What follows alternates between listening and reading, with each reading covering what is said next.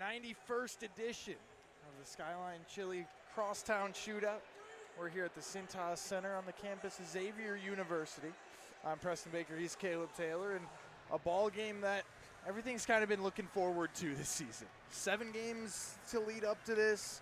It was really all about getting to this point in this game today and trying to break a skid that's the longest in series history right now, in 4 straight losses to the Musketeers. And it's going to take a lot. It's going to take a lot, but you feel like it's the first time in a while where you almost feel like you're the more talented ball club here.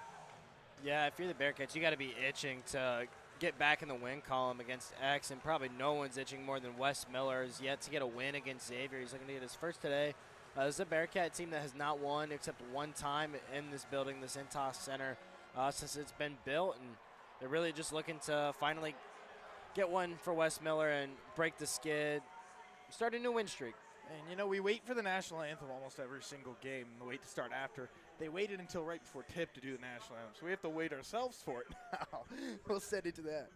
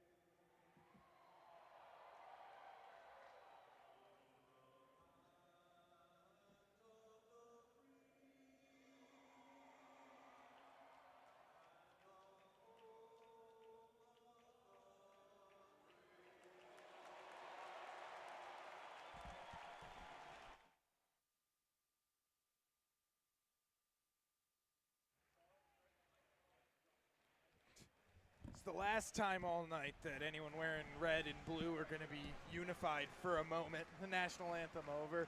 Starting lineups look, the same as it has since for the last few games for Cincinnati. Day Thomas, C.J. Frederick, John Newman, Victor Locken, Aziz Bandego. And that combination between Victor Locken and Aziz Bandego is how you're going to win this basketball game today. Yeah, they've been the offensive aggressors so far this year. Obviously, Locken being the team's leading scorer. He's had great success, lots of multiple 25-plus point games, plenty of rebounds, some three-pointers in there as well. He's really done his job so far this year, averaging over 10 points a game, 15.4 points per game. And Victor Locken, it's funny talking about his three-point total. He's already surpassed his attempts and makes for the entire rest of his career combined just this season. So that three ball has been a big addition offensively for him, and it's something that has been super good because a lot of times you don't really know when he's going to even shoot it because he does not rely on it at all. He's still trying to pack it in, but when it's there, he takes it and he hits a lot of them. Yeah, it's more if he just kind of finds a way to magically get open for these threes. It's not really a look he's always looking for, but he just kind of finds a way to sneak around the defense, get some open ones, and he's capable of making them. He's had 18 three-point attempts this season. He's made half of them. He's 9 for 18. He only had 3 made three-point attempts in his career leading into this season. And it's funny, the first time that he really shot a three that was kind of a big three was against Xavier last year, and that coming back from down 17 at halftime, working your way back, he hit a three that kept that run going that ultimately led to the and one three by David DeJulius that then led to a foul on the other end that ended the game in regulation in favor of Xavier. But You know, it was funny that that was kind of the first time you really saw him shoot, and it worked, and he's done it all summer, kind of worked towards it, used it, and it's actually been a big part of his game now. And I think the three-point shooting, that's been something for Cincinnati all season that it's been on more than it hasn't been on, and if it's on and it's really on, there's not many teams in this country that can beat you. Yeah, you kind of mentioned a little bit ago one of my keys to success. You mentioned that first half start last year in that first half. Just avoiding that is honestly my biggest key to success for the Bearcats. As you can probably hear through our mics already, this is the most hostile environment the Bearcats will probably play in at least till Big 12 play, and maybe on until March, depending on how things go. But it's going to be a loud crowd. It's going to be a very hostile environment. I mean, we even got booed walking to the media room of all things. I don't think they realize that we're not scoring any points in this ball game today. But but there is a good smattering of red. You can kind of see it speckled around the arena.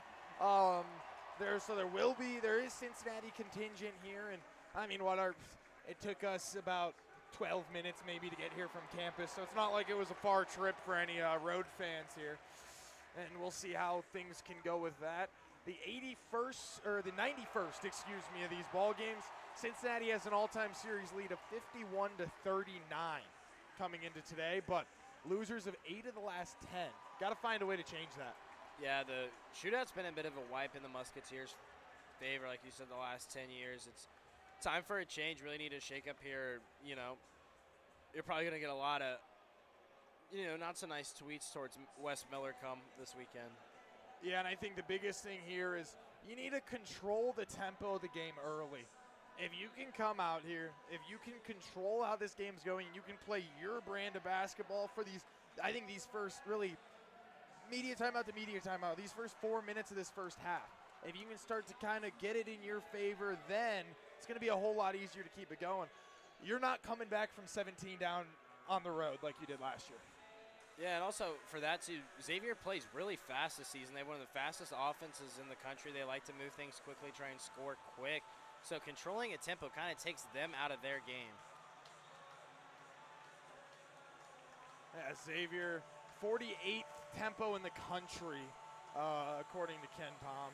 Cincinnati plays at the 150th fastest tempo in the country. So pretty much close, not right in the middle, but close to the middle, a little bit higher than the middle.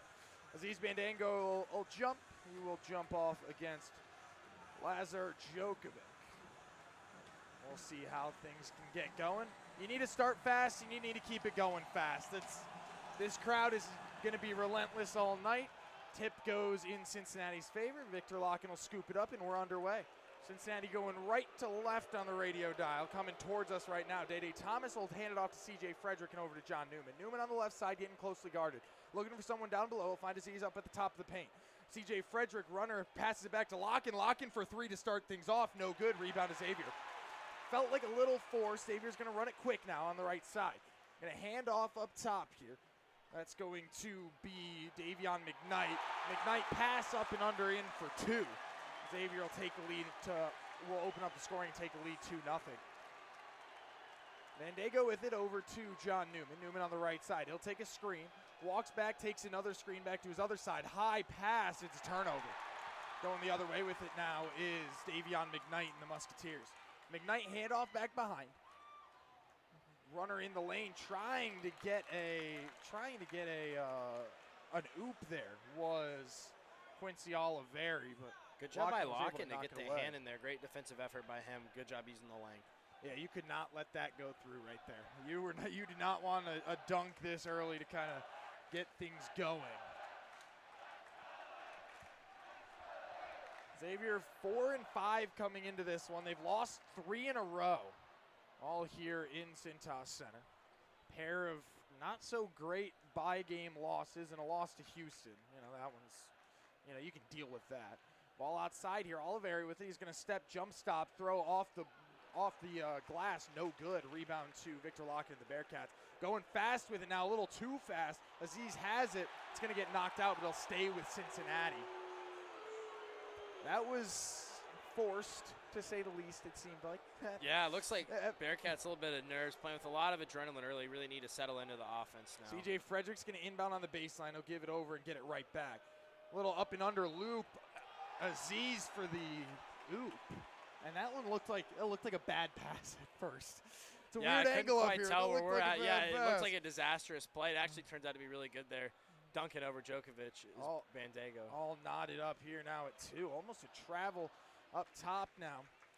It's Desmond Claude. Claude's going to be a key guy for Xavier today. If Claude has a good day, it's going to be really easy for Xavier to have a good day. Quincy Oliveri, long 2, no good. Rebound loose. Rebound tied up. It's going to stay with the Musketeers.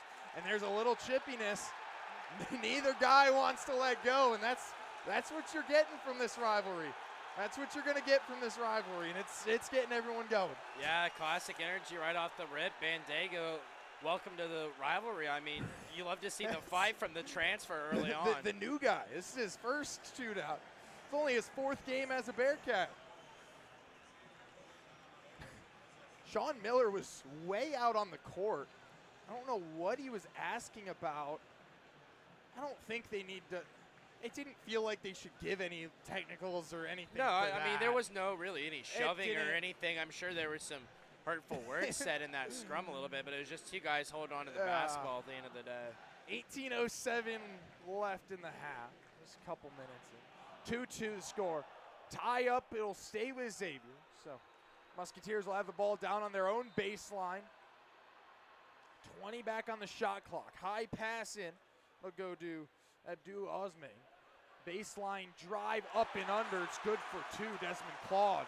That's a guy, like I said, you got to watch out for him. Day with it. He was going too fast. Loses it. Ball on the ground. They're going to call a foul on Aziz.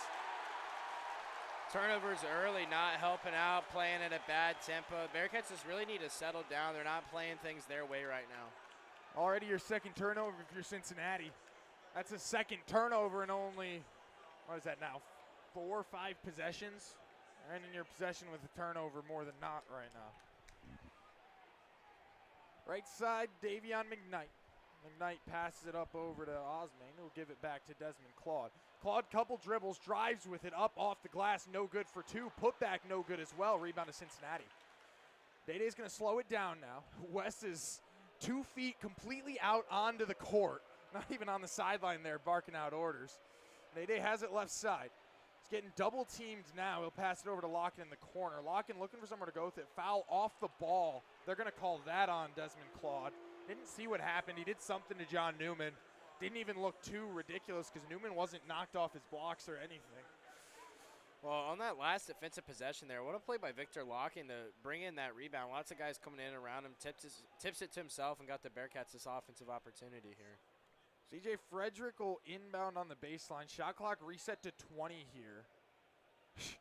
Officials are already having to step in and kind of slow things down. There's already chippiness here. Pass will go to Day Thomas. Day had a look from 3, didn't take it. He'll give it over to C.J. Frederick. Frederick with the left hand back to Day in the corner. Day trying to go baseline, step back long 2. Gets hit as he shoots, no good. Rebound to Xavier. Quick the other way, Desmond Claude. Claude trying to go all the way himself, backing out. Hesitation, sends it back up top to Djokovic. Djokovic is going to take 1 dribble, long steps. No good. Rebound stays with Xavier, back up and in for 2. That was Abdul Osman. Second chance points there for Xavier was the name of the game. Got good positioning on Locken. Locken couldn't do much about it. Vic with it up top here. Couple dribbles from him. He's looking for C.J. Frederick. Good backdoor. Frederick finds a man. It'll stay with the Bearcats. It was tipped. Back to Frederick outside the 3-point line. He's going to shoot the 3. No good. Rebound loose. Tipped out of bounds. It's going to stay with Cincinnati. And that might have been Xavier basketball. You know, you wear the red and black glasses sometimes, but I'm not going to say it was a bad call. It'll be a sideline inbound away from the benches for Cincinnati. That was definitely out on the Bearcats. Dan Skillings checks in for the first time today. Day with the ball up top. He's going to take a screen. Dan Skillings is a guy who can completely change this ball game today as well. Day up top, couple dribbles, top of the key, shoots for 2, and that's good. Good jump shot, Day Thomas. You needed those 2 right there. 6-4 the score. Quick left side with it now. Davion McKnight, long three, and that's good. Quincy Oliveri bangs it from deep. First made three of the day. Quick down the other side. CJ Frederick for three right back at him. No good. Grabs his own board by the free throw line. 2-point runner. No good. Up and in two for John Newman. Third chance nice point play there. by Newman. Athletic as crap right there. Keeping with it. 9-6 the score. Xavier with it down on their offensive end. Oliveri has, or Davion McKnight has it. Long three. Airballed. No good. Osmain shot it, and you could tell why he stays in the paint a little bit right there. Airball three. Cincinnati will get the basketball back. Under 16 media timeout now. Our first media timeout of the day. 15:45 left in the first. 9-6. We've already seen a lot of things that we expected out of this game. We've seen quarter into it, lots of energy, lots of things we expected. I did not expect the Bearcats to seem this rattled, though, in the moment. It's not necessarily surprising is the thing, though. Because it is, I mean, the whole point of that Howard game was to have a road test before walking into this. There's not much, though, that can really imitate this. Because, I mean, even it's not just the crowd. It's the whole game, the atmosphere, the pure rivalry, the history of it. It really makes it that much more difficult. And that's not something that you're going to be able to recreate in any little non-conference game that you can do, regardless how hard you can try. And I did like, the new guy already getting into it. Yeah, I really do. You love to see that. I mean, it just shows how infectious this rivalry is. I mean, there's kids here as little as 2 to 3 in Xavier and UC stuff today, all the way up to 93, and it's a rivalry that the whole city's in on. Everybody for the most part's either gone to X or UC. And it's good to see that energy's, is keeping up with the new guys. I mean, there's where we're at, you had to walk through a part of the concourse, and I mean, I don't think there was a curse word I didn't hear walking through here.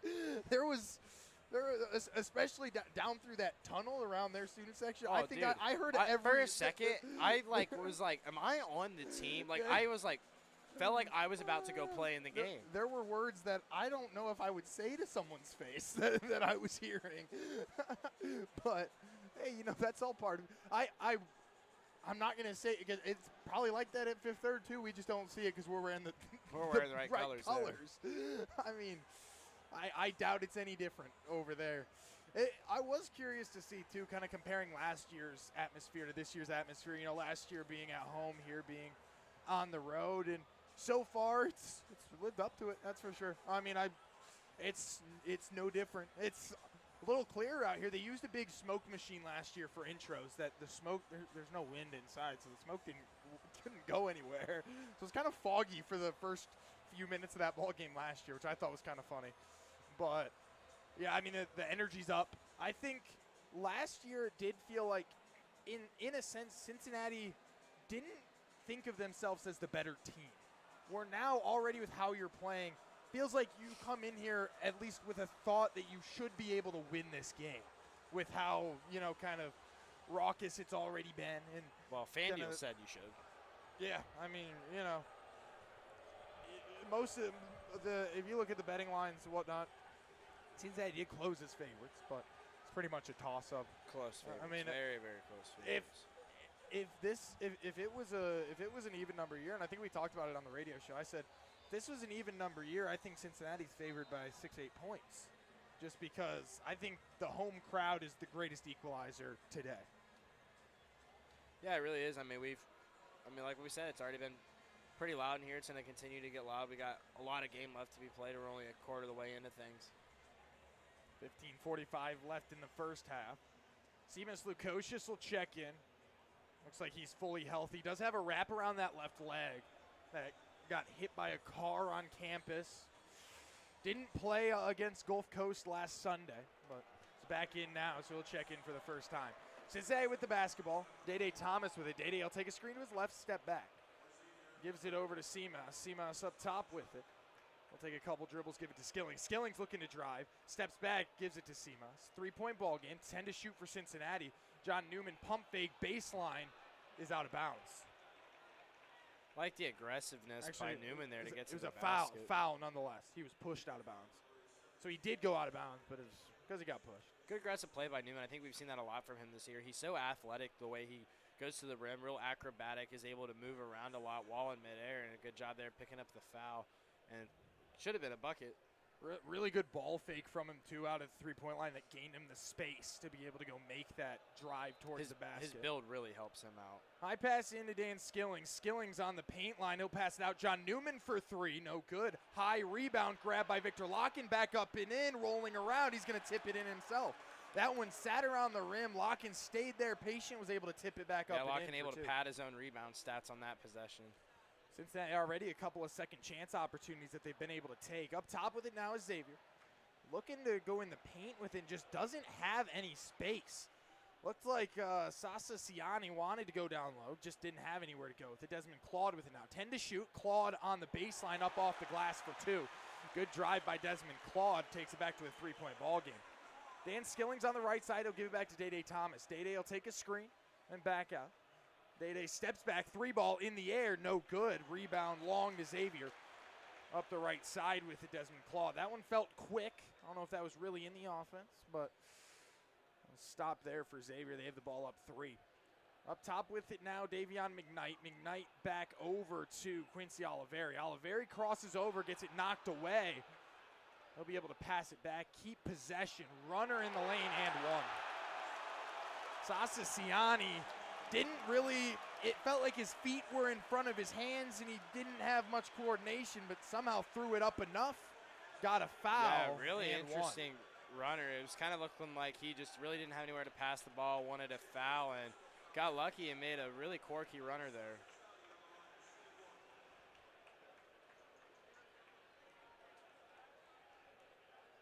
First free throw of the day for either side, Siani. Cincinnati, we talked about that three ball being important. You're 0 for 5 right now from three. Yeah, I think Coach Miller needs to get Day Thomas down on the bench for a second, too. He's playing really quick, and he just kind of needs to settle down and get back in his rhythm. Siani hits the free throw. Xavier by 6 right now. Seamus Lukosius with it over to Dan Skillings. That's something, too. And Jizzle James comes in for Day, but this is not how a JUCO game is. Up and under, throws it to Odie Oguama, out of bounds to Xavier. Odie wanted a foul. He went up with it. Thought maybe you were going to get it. It goes out of bounds and goes back to the Musketeers. 14-8 the score. Just under 14 minutes left in the half. Davion McKnight with it up top. McKnight, a couple of crossovers. He's going to try to take it all the way himself. Gets to the short corner, passes back out. It's going to get back up top to Desmond Claude. Claude dribble, crossover, step back three in the air. Off the rim, no good. Rebound, Aziz Bandego. Cincinnati will have the basketball. Quick pass up to Seamus Lukosius. Lukosius on the left side, back to Bandego. Bandego, one dribble, pass back. Jizzle James with it. He pump faked to three, but didn't take it. Crossover long, two for Jizzle. No good. Rebound to Xavier. He might as well take the three when you're shooting from that far out. Xavier with the ball. Desmond Claude left side. Claude baseline pass out for a three. Another pass, swing it all the way around. It gets to Darian Swain. Swain goes up, no good. Rebound stays with the Musketeers. Spinning around, they're going to pass it back out. Wide open three in the air. Desmond Claude, no good. Rebound to Dan Skillings. Lucky miss there. Claude doesn't miss too many of those wide open. Yeah, you cannot leave him wide open like that very many times tonight. Cincinnati with the basketball. Seamus Lukosius takes a screen, looks for somewhere to go with it. Pass out to Jizzle James. Seamus, couple steps behind the three-point line, no good. Rebound to Xavier. Still have not made a three-point jump shot yet, 0 for 6. Up and under, and that's good for two. Davion McKnight. West might need to go for a timeout here soon. Yeah, West needs to burn one. This is a big spot right here. You need a bucket early in this one, 16-8. Jizzle with it up top, high pass to Bandego. Bandego looked like he wanted to hand it to Odie, didn't, gives it to Dan Skillings. Skillings out to Odie, back across to Jizzle. Jizzle steps up in the corner, the elbow jump shot two, and that's good. Great turnaround by Jizzle, nice athletic play. You needed that one. Quick down on the other end with it now, Desmond Claude. Claude off the glass for two, no good. Foul on the ground, that'll be on Claude. That's gonna go the other way. I think that's Claude's second already. The aggression at the rim today by Bandego and Locken has been the real key in keeping the Bearcats in it. The shot selection has been pretty terrible, to say the least. And there's been a lot of misses. However, Locken and Bandego have been able to swallow up all those rebounds and keep it in. It's still a 6-point ball game. Lots of second chance opportunities so far. Yeah, second foul on Desmond Claude, so he's going to have to sit for a minute. Still 12 minutes left in the half. Him getting into foul trouble is not something that you hate if you're Cincinnati, that's for sure.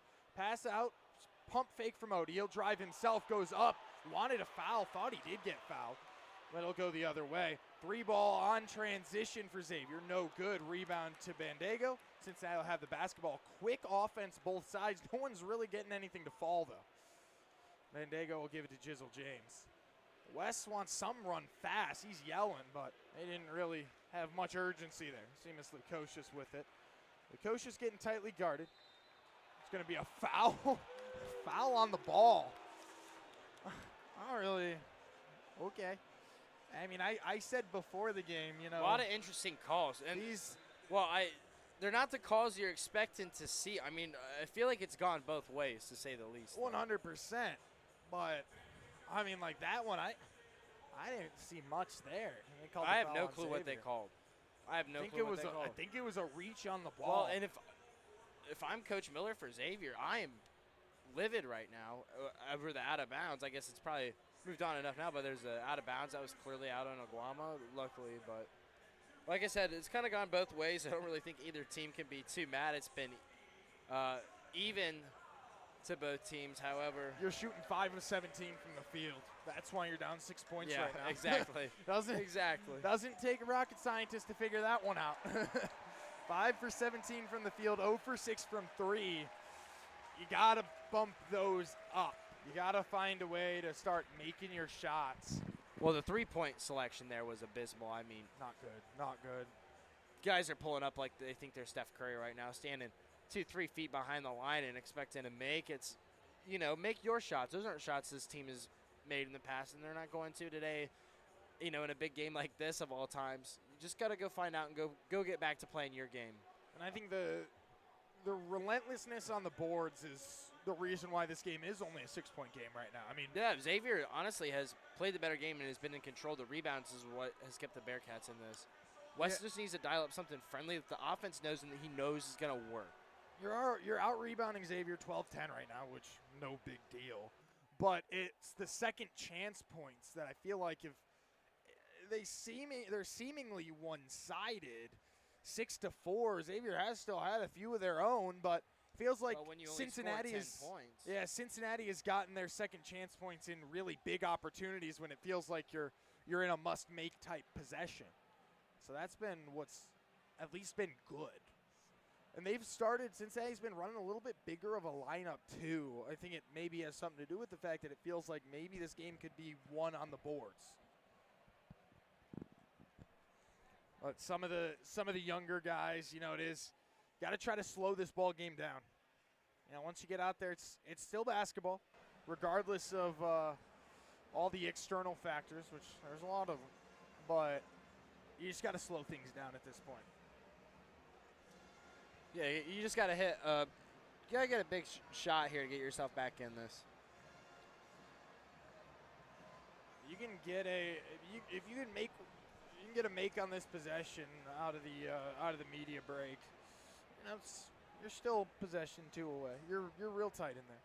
You got to keep it close, really. And Desmond Claude, we'll see when we see him next. 2 fouls on him now, so it'll be a while. I don't think we'll see him until about the 6-minute mark in the half. He's going to be out. I would say the 6 or 7 minute mark. Mm-hmm. And if he picks up that third in the first half, that's when you'd really be worried if you're Xavier. Bearcats will inbound. Should be on the sideline. It is right in front of Xavier's bench up near the hash mark. It's going to be Cincinnati Lukosius that's going to inbound. Looks like Locken's coming back in the ball game as well. Locken coming in for Odie Aguama. Ball goes to Cincinnati. He'll inbound to Locken. Locken back over to Jizzle James up top. Cincinnati will get their offense restarted. Locken with it outside the 3-point line. 10 to shoot. High pass. No foul called. That one you could see it. Yeah, that one was a little bit more clear. They were trying to throw back door to C.J. Frederick, and Frederick got grabbed. It was a bad pass. It wasn't getting to him. It was probably going to go out the end line.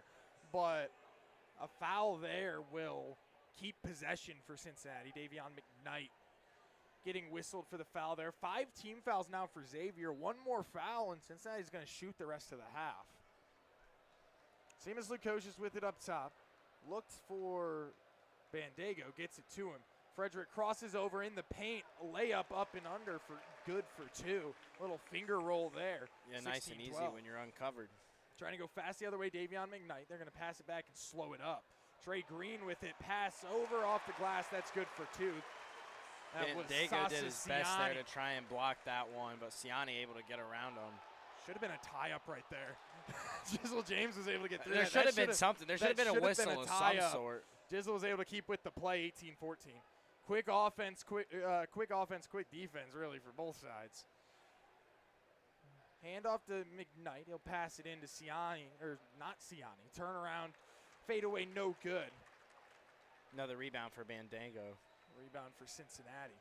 Jizzle going fast with it. He's going to slow it down. Bandego with it. CJ wanted to go back door. It's going to be a kickball. CJ was wide open. It's honestly a good play by Ciani. Kicking that was the only way that wasn't going to be a layup. I mean, you know, ain't nothing wrong with kicking it when you're on defense. You got to do what you got to do to not give up points, and did a job right there, and that would have been 2 easy points for the Bearcats on the back door. And you got to keep looking at that back door. CJ's done that 2-3 times now, and it's been pretty open every time he's done it. That might be something you really try to start working in heavy here until they have to stop it, really. He walked bad. Seamus did. Pass out 3 in the air, and that's good. Wow, Jizzle James.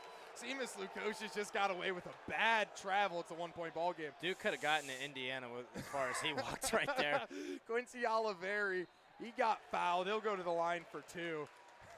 I don't know who that was on. I felt like that one looked that was just a makeup call. They were going to blow that whistle no matter what happened down there. I don't know if you gave him the gather and the collect step and then the 1-2 or what you gave him right there, but you gave him some steps. Not sure about that one. Well, you'll take it. First made 3 of the day. 1 for 7 now from 3. 18-17 the score. Cincinnati made each of its last 3 shots now. Trip to the free throw line for Quincy Oliveri. First shot up and good.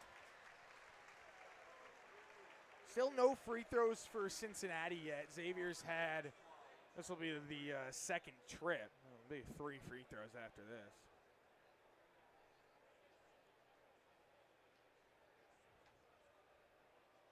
Energy's definitely very much so prevalent. There's no question about it. Second free throw for Oliveri's up and good. It's a 3-point ball game. 2 for 2 trip to the line for him. 20-17 the score. Musketeers lead. They've led the whole way so far.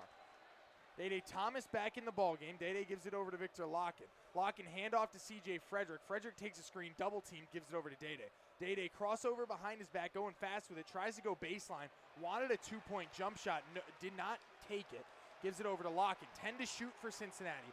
Locken, high pass over to C.J. Frederick. He's going to have 5 to shoot. Step back, 3 ball in the air. It's going to hit rim at least. They're going to call a foul on Dede Thomas. Well, unsure as to what the foul was on there. It kind of looked clean as he went for the ball there.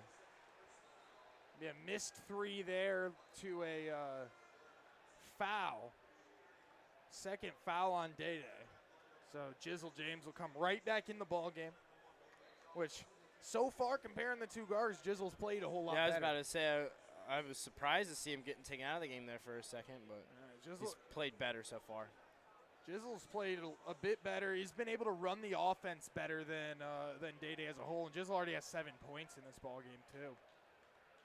Xavier with the basketball. Davion McKnight, right side. Give it up top. Gets it right back. He'll take a screen to his right, shoots the 3, pull up, and that's good. Davion McKnight. Jizzle tried to get him to miss 3. it there, had a hand in the face, just not much you can do about that. 23-17 the score. John Newman with it. Newman gives it over to Jizzle James. James takes a pair of screens, hesitates, spins up off the rim, no good. Rebound to Xavier. Quick with it now, Davion McKnight. McKnight on the right side. He'll pass it back up top, Djokovic with it. Sends it up top here, Desmond Claude with the ball. Claude pushes off, and they do call an offensive foul. Not a lot of times you see that call, but that was the right call. That was a very obvious They push. didn't. No, it looked like he was calling it off. He was calling the drive off, I think. Yeah, he said that there was no continuation, but it looked like he pointed for an offensive foul. Well, it will be a foul on the floor, though. So it's not on Claude. Ball will be up top for Xavier. McKnight with it. He loses it. C.J. Frederick intercepts it, going the other way now. He'll scoop it up, pass back. Jizzle James wide open three, no good, too heavy. Rebound to Xavier. 1 of 8 now from 3 are the Bearcats. Quick going the other way. They're going to slow it down a little bit. Three ball's not been falling for Cincinnati at all. Dalen Swain with it. Swain up top here, right side. 6-point ball game, 23-17. 15 to shoot for the Musketeers. Djokovic will give it over not Trey Green. It's Quincy Oliveri with it. They're going to call it travel. It's going the other way. Yeah, it sounded like for a second they were going to blow the whistle there, but that was number 3 for Xavier. Dalen Swain just jumping up, coming right back to the ground, the freshman. 8:06 left in the first. Likely a media timeout at the next stoppage. As long as Cincinnati walks it slow down the court, you will get a media break at the next stoppage. C.J. Frederick with it, gives it up top and around to John Newman. Newman hands it off Frederick. Frederick step back, 3 ball in the air, no good. Didn't follow his shot either, no rebound. Cincinnati 1 for 9 from 3. 1 for 10 from 3 now, actually, excuse me. Right side, Djokovic looking for a backdoor, doesn't have it. He's going to give it back up top to Davion McKnight. McKnight on the X, 15 to shoot for the Musketeers. We'll give it over to Swain. Swain, quick pass, almost losing it was Osme. He'll give it back over. Up and under, foul called. Quincy Oliveri will get a trip to the free throw line after the media timeout. Looked like Locken was somewhat straight up there. Yeah, he got a little bit of his body at the end. It was just kind of of the way he attacked at him and his angle to the hoop. Not much Locken could do to avoid the contact there, but Musketeers 5-0 run since Cincinnati brought it to a 1-point ball game. Cincinnati really needs to find a way to create some opportunity for themselves. They've kind of only mostly taken contested shots, a lot of threes, and the three-point has not been there for them. 1 for 10 so far to start. That's just 10% for those who can't do the math. It's really just kind of Jizzle James leading the way. In all honesty, he's got 3 of the team's 8 baskets right now. And Jizzle's played very well, and he's played exceptionally well for being a freshman, that's for sure. Yeah, he's kind of lived up to this moment better than kind of Day-Day when he first got into the game. He didn't play bad by any means, but James has just looked better in the situation. Looked really calm and poised for a freshman. Has led the offense quite well. Yeah, Day-Day hasn't really let the moment shine too bright for him. He did miss that open 3 towards the end of that series right there. But he's the only one that has made a 3 so far today as well.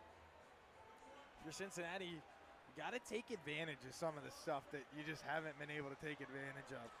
Yeah, it's not. I mean, Xavier. It's not like Xavier's not giving you any opportunities. They've made it hard. Don't get me wrong, but they've given plenty of opportunities to the Bearcats, and the Bearcats aren't really helping themselves either. They've turned the ball over quite a few times. They've had quite a few possessions that have been almost turnovers. Been real slippery with the ball. Not a lot of great passes. Just contested 3 after contested 3. And they got to find some sort of rhythm here. You haven't had a turnover in a traditional sense in about 10 minutes now. You had 2 turnovers in the first 3 minutes. You haven't had one since. But you haven't been able to take advantage of the fact that you've at least somewhat played clean with the basketball because you're 8 for 24 shooting. Yeah, the three-pointers haven't been good. I think the reason the three-point shooting has been so good this year is this team is really good about the shots they decide to take. And today it just hasn't really been that way. They've taken a lot of contested, really far away shots. Guys not getting good looks at the hoop.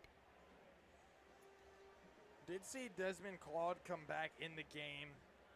Played for a minute, and then we thought he got an offensive foul. He didn't, but they pulled him out anyways after that play. He's playing on 2 fouls. Day-Day Thomas has 2 fouls as well for Cincinnati.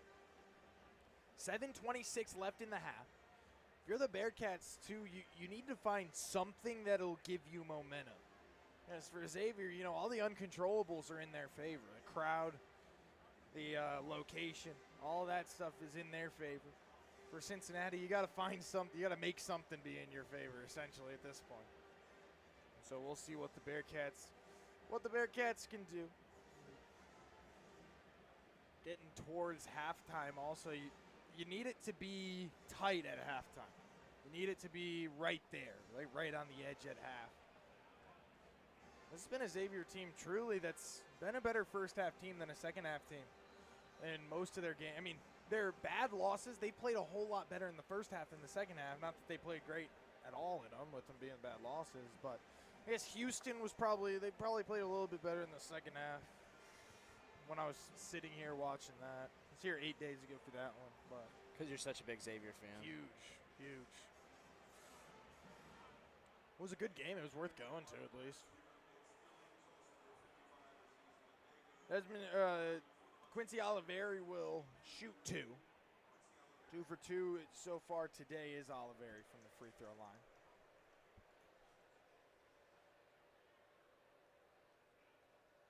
First free throw is in the air and good.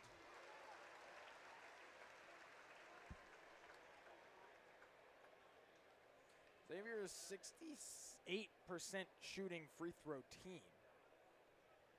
Oliveri, 73% himself on the season.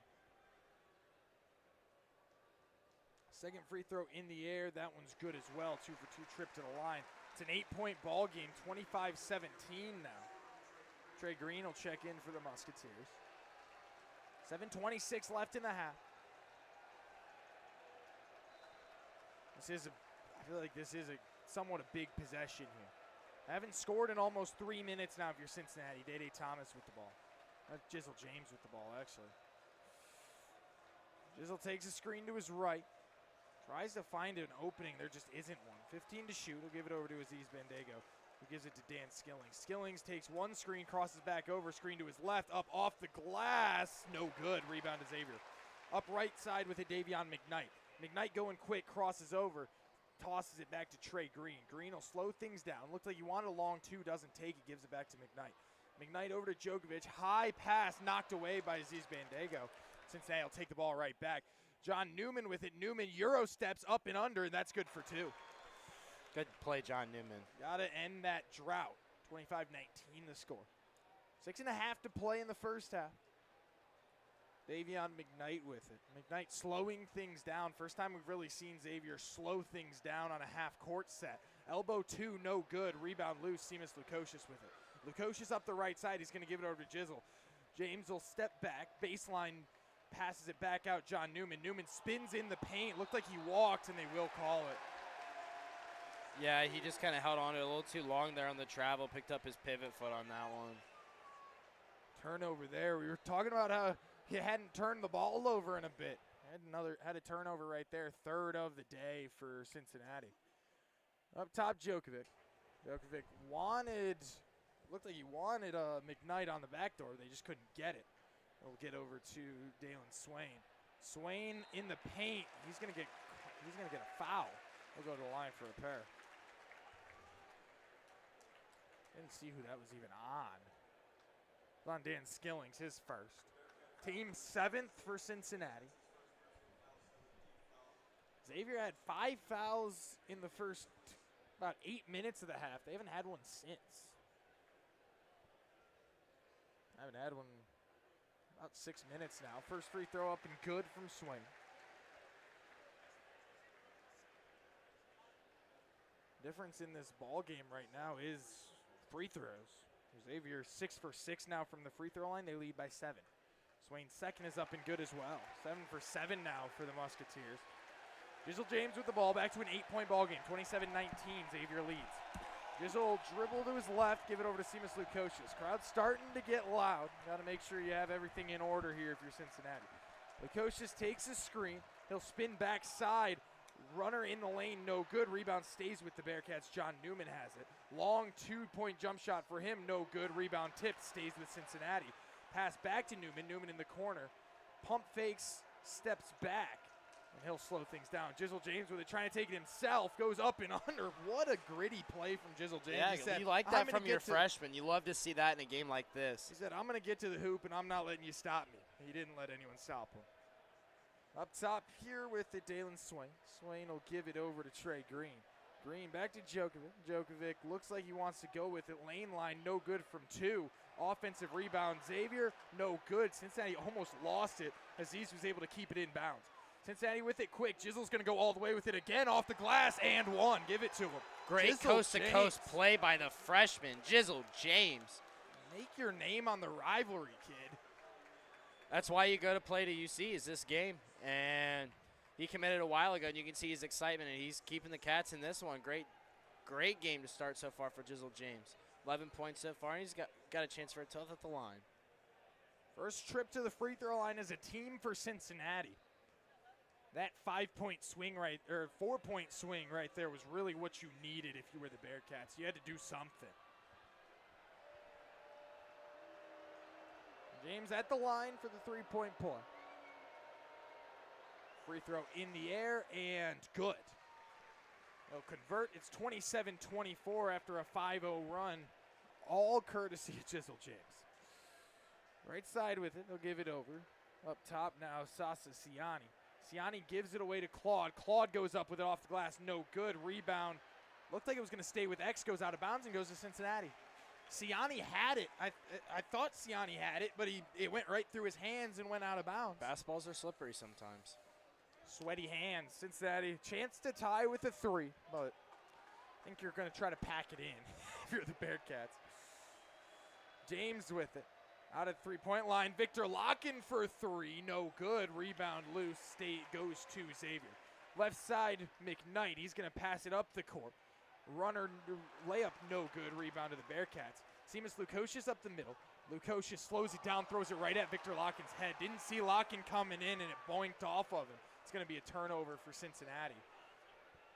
Pass out to the right side, deep 3 in the air, no good. Rebound goes to the Bearcats. Xavier hasn't made a shot in over 5 minutes now. Seamus for 3 in the tie, no good. Rebound to Xavier. This 3-point selection is and an obvious abysmal. Foul in the middle from Victor Locken. Someone stepped in. Locken, a real bad foul. I mean, he hip checks a guy in the middle of the court.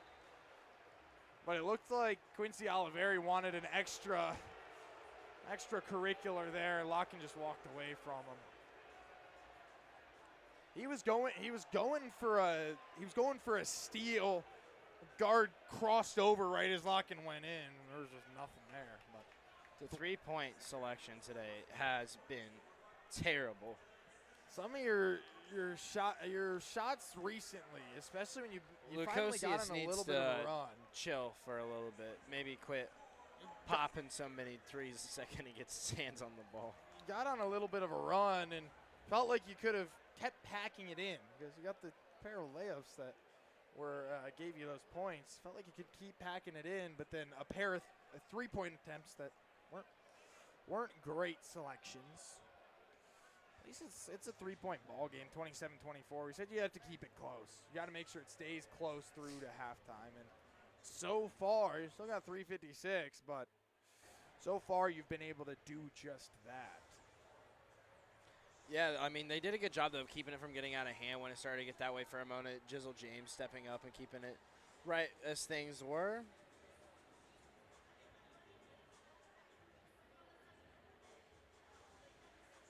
.356 left in the first half. Bearcats trail by 3. Xavier's led the whole way. If you're Cincinnati, you've had a couple possessions in a 2 or 3-point ball game, but really not a ton that have been very beneficial to you, truly. I mean, Victor Locken, only 2 points on the day. He's 1 for 4 from the field. He's attempted a pair of 3-pointers. One of them was at the end of a shot clock. You'll give him that, but some of the shot selection's not been great. 1 for 12 from 3, shooting 8%. Do you think Victor Locken plays Fortnite? We're thinking about that in a 3-point ball game.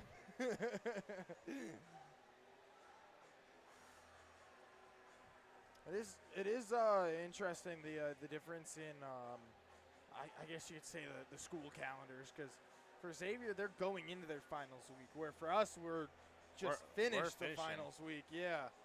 Which I feel like would make the crowd be a little rowdier at UC than here. Yeah, It's if, at UC, if the it's game like, had hey, been today where no. students had just gotten done through like a week of finals, the building you're trying to just would kind of be get your so edge loud. off at that point.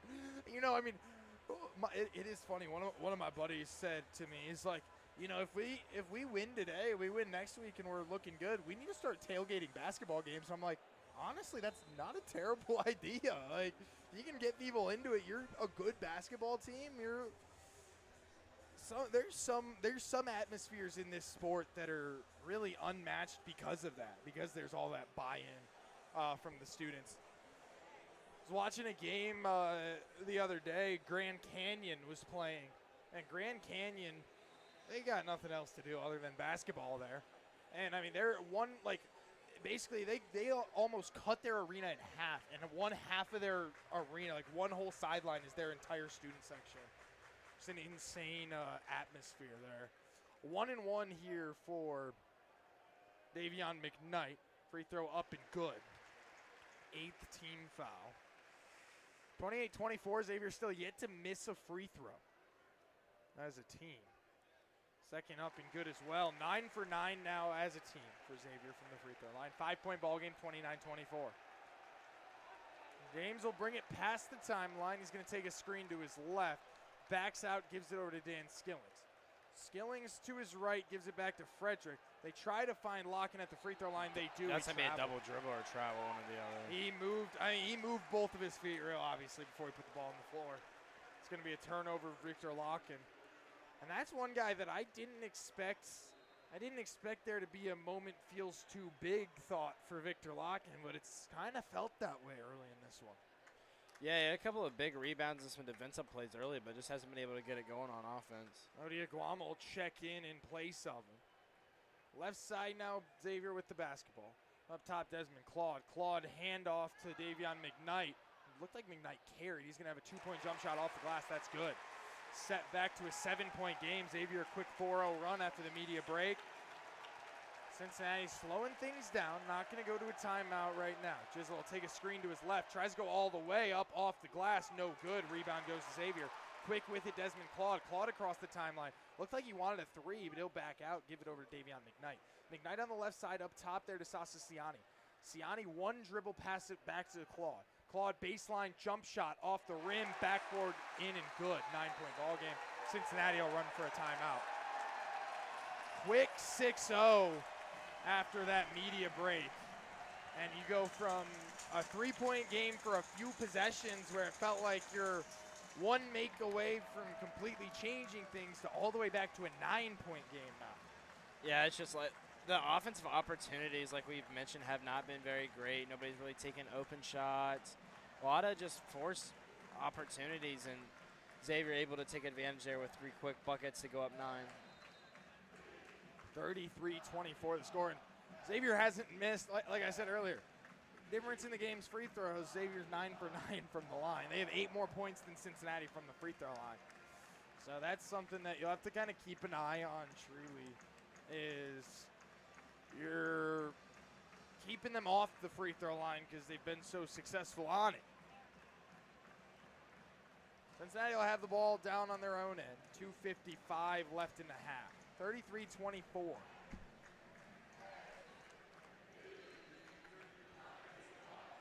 James will get it. He's going to walk it past the timeline. You feel like you almost need a make here of some sort. Odie with it up top over to Victor Locken. Locken looked for C.J. Frederick, didn't get him. Seamus Lukosius with it. Lukosius baseline blocked.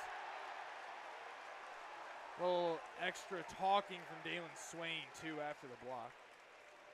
13 to shoot for If you're the Cincinnati. Bearcats, you just kind of need something to fall here to get rid of the drought and get yourself a little bit of confidence. Haven't scored in a bit over 2 minutes. Missed your last 4 shot attempts as well. High pass into Seamus Lukosius. Lukosius to Locken. Locken in the paint. Spins around off the glass. No good. Rebound to Xavier, and Locken will commit a foul about 90 feet from the hoop. That's Locken's third. That's just kind of a frustration foul, too. And now he's going to have to go to the bench in a big spot. Not what you want. He's kind of had some foul trouble a couple times this year already. Locken's been shut down today. He has not played well. John Newman will check in for him. Sasa Ciani at the line. That'll be a 1-and-1 still. 9th team foul for Cincinnati. Ciani's made a free throw already today. Free throw in the air and no good. First miss from the free throw line today for Xavier. Jizzle James will have it.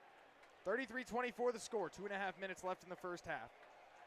91st shootout. Odiaguama will get fouled. That one looked pretty clear. Yeah. I mean, he got smacked down on his wrist. The ball popped out, so it looked like they got ball, but the ball popped out because his wrist got smacked down. Odie will go to the line for a 1-and-1. 7th team foul.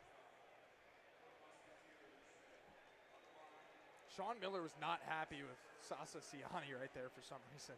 Yeah, he got all in his face. He was chirping at him, clapped at him. I thought Ciani's been playing pretty well, but Odie will go to the line 1-and-1. First free throw in the air and good. Need to make free throws if you're Cincinnati. Anytime you're down, free throws are always, always, always your friend. Second shot from Aguama is no good. Rebound loose. It's tipped. It's going to go out of bounds, and Cincinnati's going to hold possession. Wow. Yeah, lucky break for the Bearcats. You lucked out right there because there probably should have been a foul on the rebound.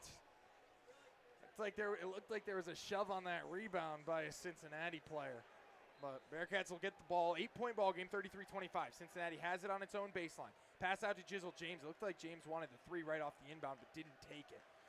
Dribble to the left. He'll give it over to Odie Aguama. Aguama one dribble to John Newman. Aguama's going to have to play big minutes now with locking in foul trouble. Seamus Lukosius with it. Lukosius dribbles around. He'll get hit. Goes up for two. Rebound loose. It'll go to Xavier. Not a good look there at all for Cincinnati. Probably a missed travel call as well. Davion McKnight will walk it past the timeline. We're under 2 minutes in the half.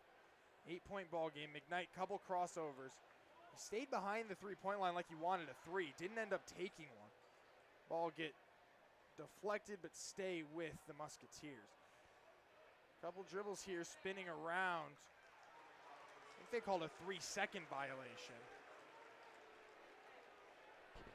I think Wes was yelling for something, and I think they ended up calling a 3-second call. So Cincinnati will get the basketball. I feel like your number right now is 5. If you can get it to 5, if you can keep it within 5 at halftime. Yeah, 5 or less before the half is You're at least what not, you're trying to do if you're the Bearcats. I mean, you're not going to be happy about it, but you're not going to hate yourself. Jizzle James with it. James pass out to Odie Aguama, who gives it quickly to Seamus Lukosius. Lukosius to James. James takes a screen long, too. Fadeaway, that's good. That was a good shot from Jizzle James. It's hard for where I'm standing to see if a bucket goes in or not. That one was weird to see. Yeah, the angle we had to see that. 33-27, 6-point game now. You can get a stop. You can get a 2-for-1 down on the other end if you're Cincinnati. Up top with it, giving it over. Quincy Oliveri. Oliveri in the paint goes up. Off the rim, no good. Still loose. Xavier second chance points. What a play. Abu Osman. I mean, he made that. He kept that and made sure that they were going to get points out of that possession. 8-point ball game. James going all the way with it. Pass out. Seamus Lukosius pump fake. Lukosius in the paint. Spins up off the glass. No good. Rebound to the Musketeers. Quick right side with it now, Quincy Oliveri. Oliveri goes all the way, no good. Rebound stays with Cincinnati. Odie Aguama has it on the ground. It's going to be tied up. Ball was out of bounds. I think Cincinnati has possession. I think a Musketeer had a hand on the ball when he was out of bounds. So they're going to give that ball to Cincinnati, no tie-up, which keeps the arrow on Cincinnati's side, so you'd start with the ball out of half, which is nice. Lucky break for the Bearcats right there. Looks like there's a 0.8 differential game to shot clock right now, too.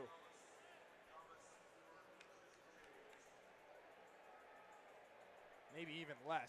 There's 27 on the shot clock, 27.8 on the game clock. It's an 8-point ball game, 35-27. I think they're talking about timing right now. Official's going to go to the table. They are going to shut the shot clock off. Day checked in right there. Day-Day's only played 6 minutes in this ball game because Jizzle James has been playing so well. Cincinnati likely just going to hold out for a last shot. Day-Day's going to bring it past the timeline. 20 seconds in the half. Yeah, Day-Day's just hanging out with it up by the X. Probably get a set going here in a second. 10 on the clock right there. Like clockwork. Day-Day's going to go to his right side, cross back over. Looks like he wanted the three, goes up and under, pass out, wide open three. CJ Frederick, no good. Rebound put back up, no good. That'll take us to halftime. That was the best three-point look for the Bearcats all half. That was one of your better half-court sets of the entire half, too, that you ended with. And the best it has looked with Day-Day running the floor, I thought, the whole half. 8-point ball game at half. Mixed emotion, really. Yeah, mixed emotions. I feel like you played tighter than the score kind of looked. However, you're still down 8 points. A lot of bad three-point shots that went up in that half. Not a lot that fell. Going only 1 of 13, and they just kind of felt like every time you brought the ball down, you were not finding the best shot for yourself and the way your team plays the ball. It did not feel like every set was a good set for Cincinnati. It felt like you were playing street ball at some points where it's just, we got to try to find a way, I guess, to get the ball in a shooting spot. It wasn't great for Cincinnati. You know, you're by far having your worst shooting performance of the season in the game that you absolutely could not have that happen. You look at the other road game against Howard. Shooting-wise, you didn't shoot well there either. Your offense and especially your three-point shooting has not traveled one bit. Shot 3 for 18 from 3 at Howard. I don't know what it is. You like the rims at Fifth Third or something, but you haven't been able to shoot from deep anywhere near as well on the road in now 3 halves than you have at home. It hasn't even been close. Yeah, it's just, yeah, I don't know. It just kind of felt like some of the times just some of the easy ones wouldn't go in either. The second chance opportunities and rebounds, like on that last possession, it felt like there was one that really should have went in. Lots of problems turning the ball over via travels and double dribbles. Real hard time, remembering the rules of basketball that you can't walk with it. Lock-in just kind of seems lost in the moment right now. 5 turnovers for Cincinnati in the first half. Xavier turned it over 4 times, so at least it's even, but it hasn't been great. I think that's interesting. Some of the minutes, Seamus Lukosius hasn't played in a week and a half, and he has 13 minutes in that first half. And some of the looks, some of his shooting, it's kind of shown that he hasn't played in almost 2 weeks at this point. You don't love that, that's for sure. I think the Bearcats really got to find the best lineup of 5 for them that kind of works today. It's been a lot of struggle for a lot of guys. They've been moving them around per usual, but just some of the normal guys really aren't getting it done like normal. And then you got Lock-in already with 3 fouls, and that's going to be something to keep an eye on as we move into the second half. I do think there needs to be a big line right now going into the second half of, it doesn't matter who's worked for you in the last 7. It matters who's worked for you in the last 20 minutes. And so it's what's going to work today is what you need to make sure you're doing to have a chance to come out and win this ball game. And 8 points, you can go get that. I mean, we've seen it. You were down 10 at one point in this ball game. You can go get the 8. It's not a big deal.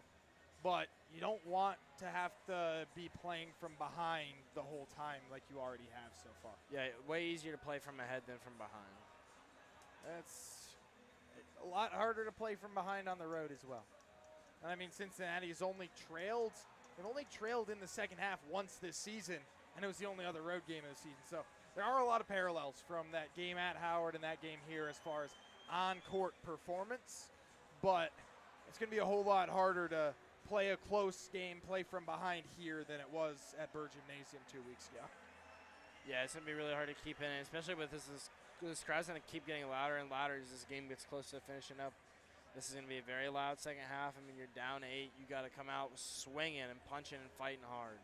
You got to make sure you do something to give yourself an advantage is really what it's coming down to at this point, too, is you haven't done much to help yourself. Once you help yourself, it's going to be a whole lot easier to do other things as well. But we'll take a little bit of a break. We'll come back, and it'll be time for the second half here in Cintas. Cincinnati trails 27-35 at the half. You're listening to Bearcat Basketball.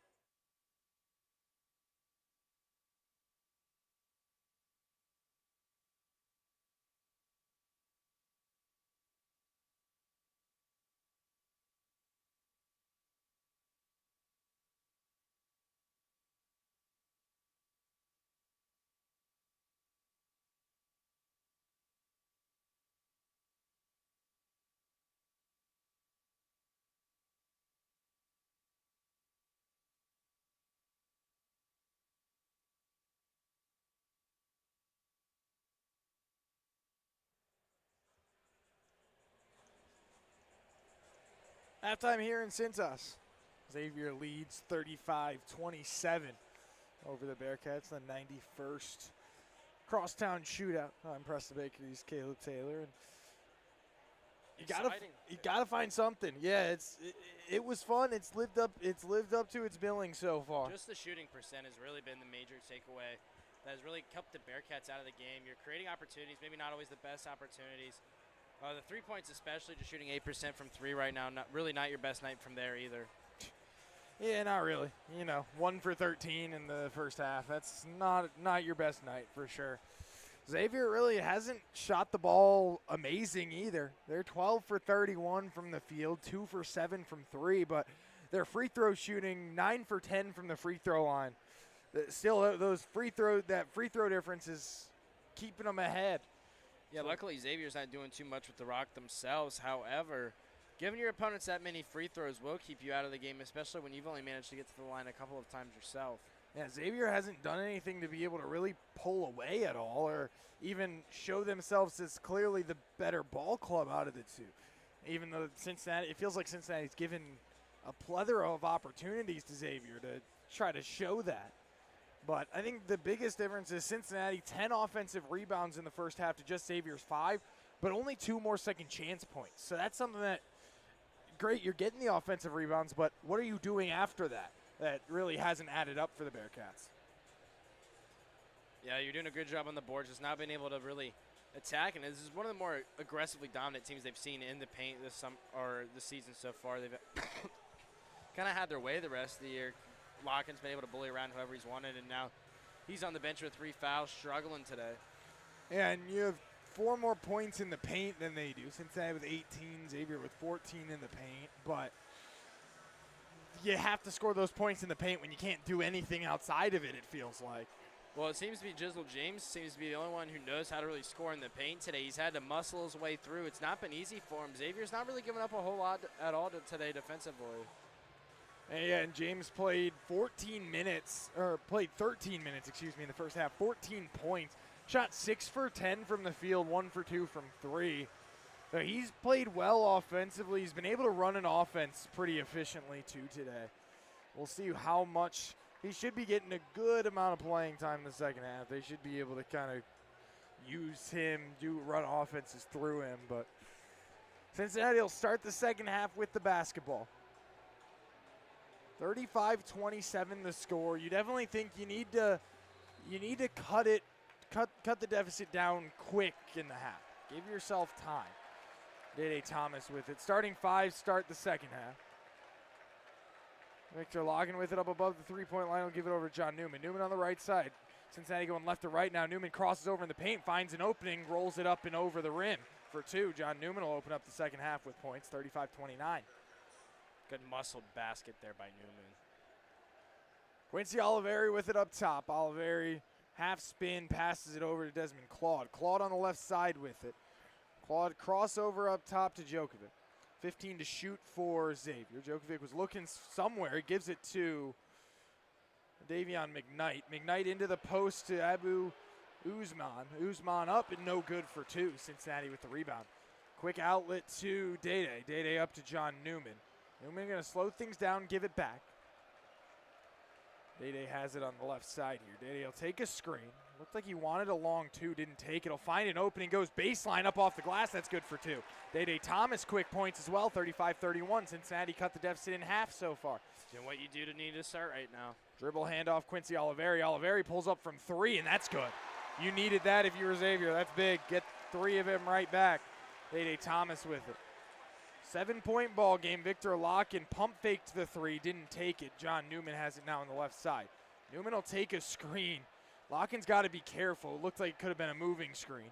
Dede Thomas has it. Another one that looked like it could have been moving. Locken three-pointer, shoots it, and that's good. Victor Locken, only the second made 3 of the day for Cincinnati, was able to answer right back after the Xavier 3, 38-34.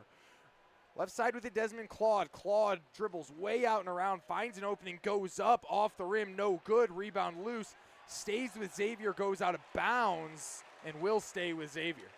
Yeah, it looks like it rolled off of Dede Thomas there at the last second when it went out of bounds. Nice 3 by Locken, though. with a guy in his face and everything. It was one of his more contested shots I've ever seen him make from that far away. Really good look, too. I mean, John Newman was able to kind of pull a defender away, give it right back. It was a good set there to bring it back to a 4-point game. High pass will get into Abu Usman. Usman will pass it over, pump fake Claude. Claude baseline, gives it over to Djokovic. Djokovic loses it. Cincinnati has it. Day Thomas pass over to John Newman. Newman dunks it home. 2-point ball game, 38-36. Well, in a 3-on-2 like that, the first person I'm looking for is John Newman. He's just so athletic, and he's able to slam that one in and get the Cats back within 2. Xavier's going to go up. They're going to burn a timeout, and that's exactly what you needed if you were Cincinnati. I mean, that's if you could have picked how you start the half, right there is how you wanted to start that half. Able to come out, what is that, 8-3, I think the run was. Yeah, 8-3 right there. Great job, getting Xavier to use that timeout early. Did a good job. 9-3. Starting it up. John Newman, a couple of great plays there. He's played real physical today, which I like. He's real predominantly physical and acrobatic near the basket. And Bearcats just playing to their strengths real quick to get him back in the game real quick. Newman's an explosive player, and we see that by the rim every time. And finally getting a 3 to fall in locking, that's huge too. I still think now we've seen, the threes have worked, the playing it, bunching it in and playing it in the paint has worked too. I think you're still going to try to work with more of trying to slam it inside, get it in the paint and get layups, but a lot less timid offense, though. Yes, you feel like you're the attacker right now, rather than trying to kind of go back and defend against what Xavier wants to do to you. 2-point ball game, 38-36. Xavier called a timeout to bring the first media break of the half. What do you have to do to be like an academic advisor and get your number retired? You have to be like a top-tier academic advisor. There's got to be some history behind that, but it's kind of impressive. Like, it's the honestly. craziest thing I've ever seen hanging in the rafters, other than Xavier's NIT championship. They also got hanging up there. Yeah, they got a pair of those. They don't have a Final Four banner. I keep looking. Haven't found it yet. Well, keep looking, pal. The creative media team put out a hype video yesterday, and it was funny because in the video it said, the two schools are separated by 3 miles, 6 Final Fours, and 2 national titles. Because Cincinnati's been to 6 Final Fours and has 2 national championships in program history, and Xavier's got none of either. Well, I feel like it stings more for them as someone who doesn't have a football team and you're a predominantly basketball school. That you'd think you'd have one of those. Hey, they did. Their baseball team played pretty well last year. Cincinnati swept them. I mean, it was Cincinnati. Yeah, I don't know how handled them. And they didn't play a series. They just played a pair of midweeks, and Cincinnati handled them both games in baseball. Hit grand slams in consecutive innings at the game here at Hayden Field last year. Yeah, the game here was a blood. I was like 10-2. No, I think Cincinnati put up like 18 in the game. I mean, it was ridiculous, the amount of runs that they put up in that ball game. And then Xavier's baseball team ultimately eliminated a school called Vanderbilt. You might have heard of them in the baseball ranks before, but eliminated Vanderbilt out of their own regional. They ended up losing in the regional final there in Nashville. But yeah, Xavier's baseball team actually played some pretty good ball down the stretch. And it's a Big East baseball-wise that's dominated by UConn. Have to find a way to get the baseball plug in. Xavier will inbound. Desmond Claude down by his own bench. 25 on the shot clock. He'll get it into Davion McKnight. McKnight up top here. He hands it off to Quincy Oliveri, kind of a dribble handoff there. They're going to hand it back to Claude. Claude by the free throw line goes up with it. Off the glass, good for 2. Needed that if you were Xavier, 40-36. John Newman with it back over to Locken and across to Day Thomas. Day hesitates, goes baseline up off the glass. Really good move, quick move. Hesitated left, went back right, and was wide open for the layup. He'll get called for a foul right after. Wasn't a bad defensive play. He tried to poke at it, just didn't get it. Good read, though, on that last offensive possession. Did a good little job swinging to the right there. Like you said, good move. Does feel like the game slowed down a bit for Day after halftime. Yeah, sometimes you just need a little bit of rest. like we said, he was a JUCO guy last year. This is probably the biggest moment he's been in yet as a player. And sometimes you just got to take a breather and get yourself reaffiliated back in the game. Was the third foul for him, so Jizzle James will come back in. Ball up top, Quincy Oliveri. Oliveri runner, no good. Rebound loose, tipped. Jizzle has the rebound. Cincinnati has the basketball. 2-point game, 40-38. I like the way Jizzle has played in this rivalry game. He has played like it's a rivalry game. He has played very well. C.J. Frederick over to John Newman. Newman left side. Chance to tie or take the lead for Cincinnati. C.J. Frederick with it. Frederick high pass to Locken. Locken off the glass, and that's good for 2, and we're tied at 40. First time tied since it was 2-2. A foul called on Bandego. A little embellished by Davion McKnight. A little bit of a flop chop there by McKnight, but it's kind of a smart play by McKnight to just kind of run into him too, because Bandego didn't really have his feet set under him.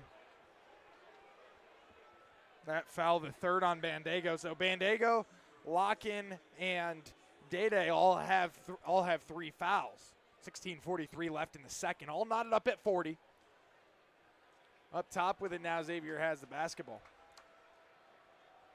Couple dribbles, they'll get it over to Desmond Claude. Claude finds an opening, but it's not open. John Newman gets the steal. Newman going the other way. Chance to take the lead for the first time today. Newman's going to slow things down, spins around, foul called. He made the shot, but it wasn't on continuation. Cincinnati will have a baseline inbound. Good job, though, by Newman, breaking up the play, seeing the space, going coast to coast with it. Didn't quite get the shot off before the foul, but Newman's, like we just said, Jizzle's playing great today too, but Newman also has really made some great plays. One of those times where you wish you could play advantage like in soccer for basketball. Up top with it, Jizzle James left side, oop to Bandego. Bandego catches it, doesn't oop it back up, throws it away. He got fouled, and Cincinnati will somehow retain possession. Yeah, there should have been a travel call there. There was a lot going on underneath that basket. Bandego was in no man's land, and I guess the whistle bails out again. Foul. Xavier fans wanted travel. There was like a foul few was travels. called on Abu Usman. Baseline inbound for Cincinnati. Shot clock at 20. They'll get it into Dan Skillings. Skillings, couple dribbles, crosses back over, right by the Big East logo. Runner no good. Rebound loose. Bandego has it. Bandego goes up. He gets fouled. He'll go to the free throw line. Crowd doesn't like that one, but I mean that was a foul. Desmond Claude is upset, not with the ref, but he's upset with Sasa Siani for committing that foul.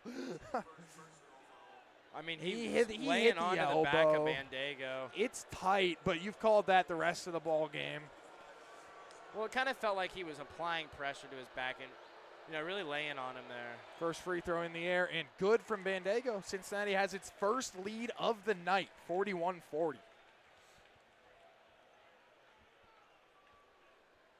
Yeah, it's been a while for the Bearcats, but finally, a lead against X.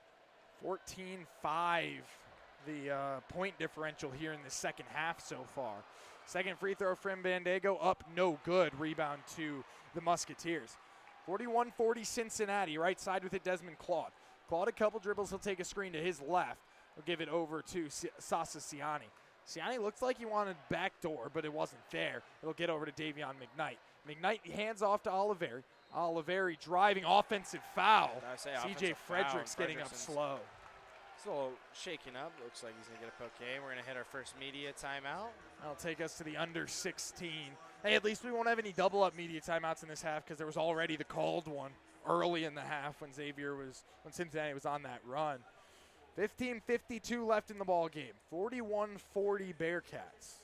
Nail biter tonight, huh, Preston? I told you, I don't think this game could be more than 10 points in either direction. Oh, no, absolutely I said not. No way. This game always finds a way every year, no matter how good or bad either team is, to make itself a close game last year. Even, with an 18-point lead in Xavier's favor, ended up coming down to the wire, and here we have another classic in the crosstown shootout. 41-40. It has the chippiness went away. There was a bit of chippiness in the first few minutes of the first half. Haven't seen much since. I think both teams are worried about cleaning up their play. A lot of sloppy ball today. A lot of sloppy ball. Lots of turnovers. Not a lot of made shots. Most of everything coming on second chances here. A lot of fouls. There still has been a lot of emotion in the game, but there just hasn't been emotion in more of a fighting sense. It's been more on just pure hoops. Yeah. And that's how you get the best basketball games, though. Yeah, that's something that you like to see also, because you don't want to take any dumb technicals. You don't want to take anything that is going to hurt you. And some of those extracurriculars really would. Well, it's like, at least, maybe if that's all it was, they got the energy out early. West kind of had his guys conditioned and ready to go for the moment. Yeah, it definitely feels like the halftime locker room has been the great equalizer in this game as well the last 2 years. Yeah, did they bring Kmart over again? I don't think they quite needed that much that much energy and that much to be changed. Next week on Let's Play 2, Preston and I leak Kmart's speech to the Bearcats men's basketball team last year at the Crosstown Shootout. Yeah, I don't know if we can do that one. I hope nobody was recording in that locker room. Dude, I really hope not. A lot of people from the program might lose their jobs. Hey, but it was effective. It was effective. It was probably the greatest halftime speech of all time. That comeback. Whatever he said, you need to bottle that up and be able to sell it to people. Yeah, thankfully was not at a deficit of that. Kmart secret stuff. Yeah, was not at a deficit of that that magnitude today. Was able to go on a quick run right away. We talked about trying to cut it in half. Cut that 8 points that you went into the locker room. Cut it in half. You did it in 2 possessions. Cut it in half right away. We're able to keep things going, kind of apply pressure on Xavier. And like I said earlier, first time all day where it feels like you're actually the one applying the pressure. And you're not just trying to wait and take the punches and not let it kill you. It's also the Bearcats' first lead of the day. That too. But the game has been tight for the most part all day, but it's never felt like Cincinnati has been the aggressor in the tight ball game. After the media break, Cincinnati will have the basketball right by Xavier's bench, right on the hash mark there.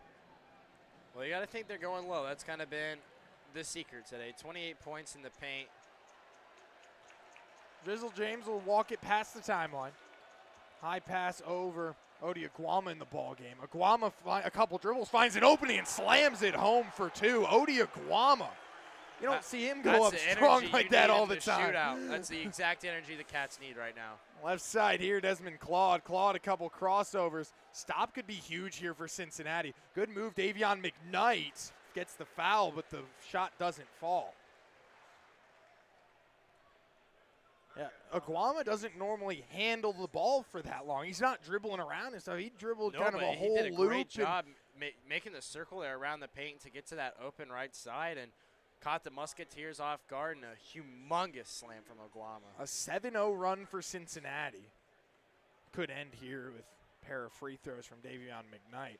A 12-2 run over the last 3 minutes for Cincinnati as well. Free throw. The first one's up and in. Up and good. Xavier still now 10 for 11 from the free throw line as a team. Shot really well. Second one up, that one's good as well. Now if you're Xavier, you're really happy about the fact that you've hit all those free throws with a deficit in this ball game. Jizzle James will walk past the timeline, give it over, and get it right back from C.J. Frederick. He'll take a screen to his left, take a screen back to his right. Baseline now, runner, no good with the right. Rebound goes to Xavier. Xavier a chance to take the lead here, right side, Desmond Claude. Claude a couple dribbles, backs up. He'll find an opening, spins around, pass it back out. Davion McKnight. Claude pump fakes the 3, doesn't take it, and gets it yanked out by Jizzle James. Ball on the floor. They're going to call a foul on James. Oh, good job by James there. The initial poke to get that ball loose and just getting after it, lots of hustle. James has had his hands all over the game today, and it's the energy you want to see from your freshman in this big game. It's his second foul, so you're not all too worried. 14:57 left in this one. 1 point game. Bearcats lead 43-42.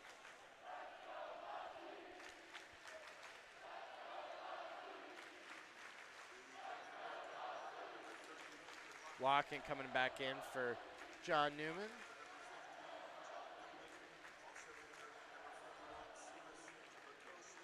Yeah, there's and the coach is going to come back in as well. There's still not an empty seat in this building, unsurprisingly. Pass will come into McKnight. McKnight up on the right side with it. Finds a man. He'll give it over to Oliveri. Oliveri, couple dribbles, has an opening. Baseline goes up and under. No good. Rebound to Odi Aguama in Cincinnati. Left side, Jizzle James with it. Cincinnati leads by a point. Over to Aguama. Aguama open at the three-point line, but you're not going to see him pull. Skillings for 3 up top. No good. Rims out. you don't hate that, but obviously with the miss, you don't love it either. McKnight tried to go coast to coast on his own, and he does. Good layup, Davion McKnight. Xavier will get the lead right back. 44-43, lock in for three, no good, airballs it. That's kind of a heat check shot, and you weren't hot. Yeah, it was not the time for that shot. Got 14 minutes left, though. A one-point ball game, and we got a timeout. Or no, excuse me, no timeout. 44-43. Davion McKnight will walk the ball past the timeline, crosses over, gives it up top to Sasa Siani. Siani dribble handoff to Desmond Claude. Claude spins around. Claude pulls from three. No good. High rebound. Seamus Lukosius has it. Lukosius brings it past the timeline. High pass up to Locken. Locken spins around. That one's good with the right hand. Cincinnati takes the lead back. Good quick move by Locken on the spin there. Claude with it on the right side. Claude back to Siani. Siani will give it over to Davion McKnight. McKnight a bit of an opening. McKnight gets blocked by Jizzle James. That'll stay with Xavier. Jizzle James had his hands all over this game. Offense, defense. You got to love the effort by the freshman today. I mean, this town has been hyped for him since it announced he was going to sign here. He was a highly, highly, highly recruited recruit for the Bearcats, and we're glad to have him here, and he's had his hands all over it his first rivalry game. And a couple of these guys playing in their first shootout. A guy in CJ Frederick, local kid, three ball in the air, and that's good. Quincy Oliveri bangs a three, 2-point ball game. Day Thomas with the ball now. Day will give it over to Victor Locken. Locken across to Lukosius. Lukosius takes a screen to his left, looks for the roll, had a roll for a second, but didn't give it quick enough. He will get it to Locken. Locken backing his man down, spins around, up with the left hand, off the glass, in for two. It's kind of soft with the hands there off the glass. Quick the other way, Xavier with it. Trying to run all the way down was Desmond Claude. Claude will lose it, keeps it, corrals it, gives it to his teammate. He'll go up and in for two. Didn't even see who did make the layup. Cincinnati going fast on the other end. Skilling's baseline. Skilling's up and under. That one's no good. That was just a little too fast and unorganized. Quick pass down, three ball in the air, and that's good. Quincy Oliveri, you have to take the timeout, and you do.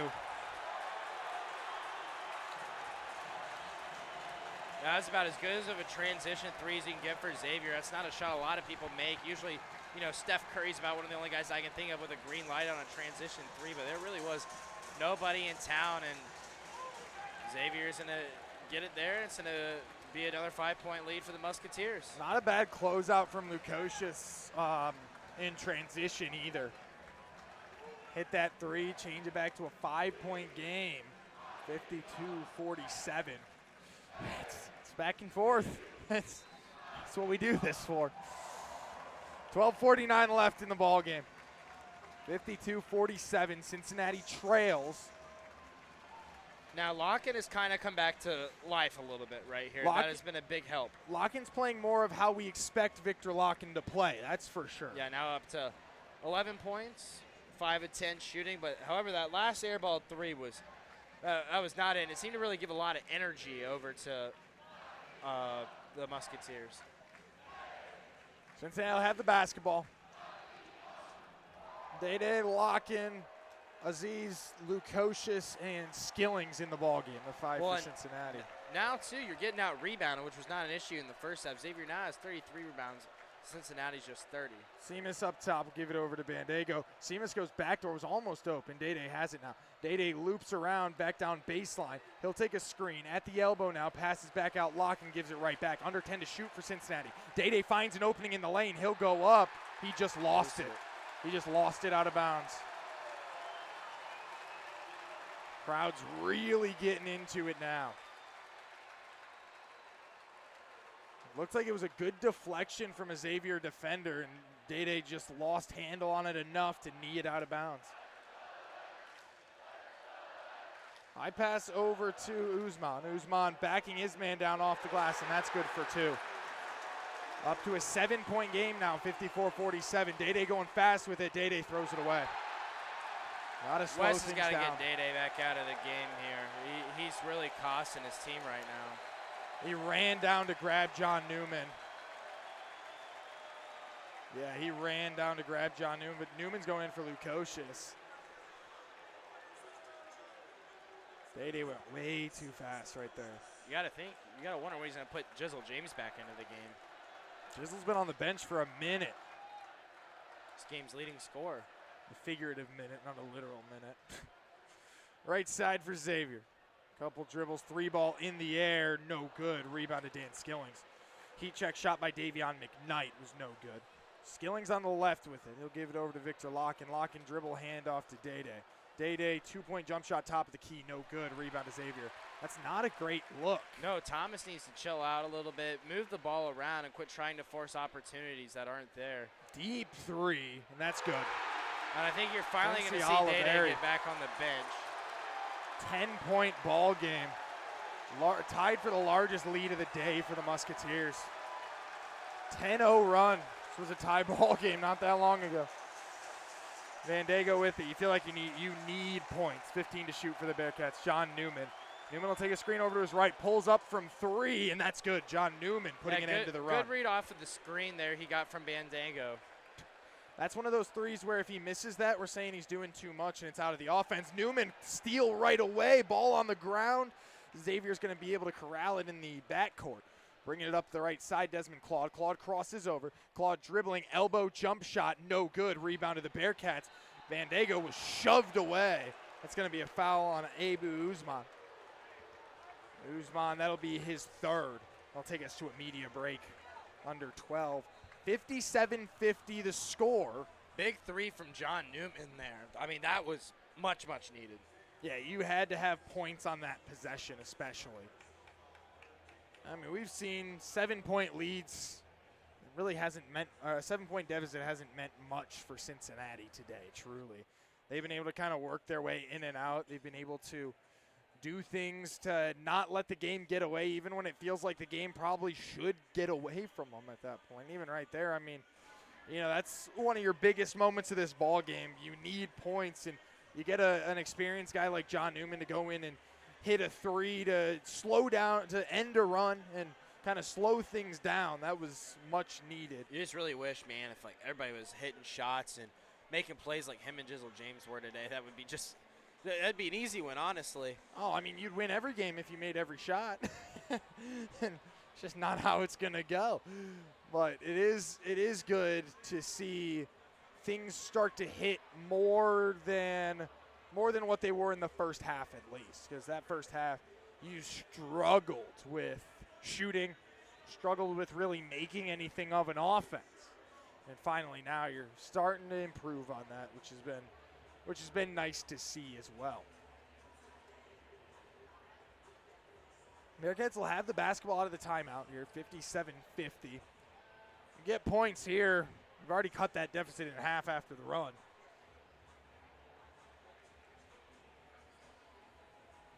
I think still, you know, a 5-point game either way is, I mean, you're 2 possessions out of it, but legitimately, if it's a 5-point game, it's just as good as nothing in this ball game.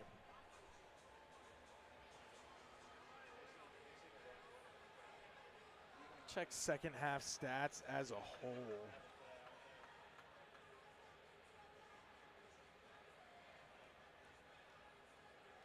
Second half stats for Cincinnati: 10 for 16 from the field. It's a whole lot better. 2 for 4 from 3. If you can go shoot 63% the rest of the ball game, it's probably going to be tough to lose. Yeah, but Xavier in the second half here, they're 8 for 18 from the field, 4 for 6 from 3. Two teams. But I say the 4 from 6 from 3 is really, really helpful. I mean, that's 12 points right off rip. They could not. Neither team could hit a 3 in the first half, it felt like. And in this half, it's been a whole lot easier for that. That's for sure. Bearcats are outscoring Xavier in this half by a point. Cincinnati also now 27 points in the first half. You've already scored 23 here in the second half. And you still got 10 and a half minutes left. It's funny how you start to score more points when your shots start to fall. Maybe that's what they told him in the locker room. Hey, if the ball goes through the hoop, it's a little bit score easier. Points. It's easier to win that way. Foul there was the 5th team foul on Xavier, so it'll still just be a baseline inbound for Cincinnati down on its own end.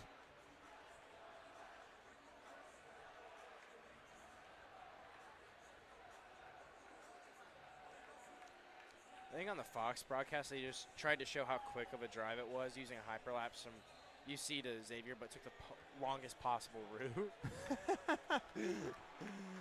Jizzle bring it past the timeline.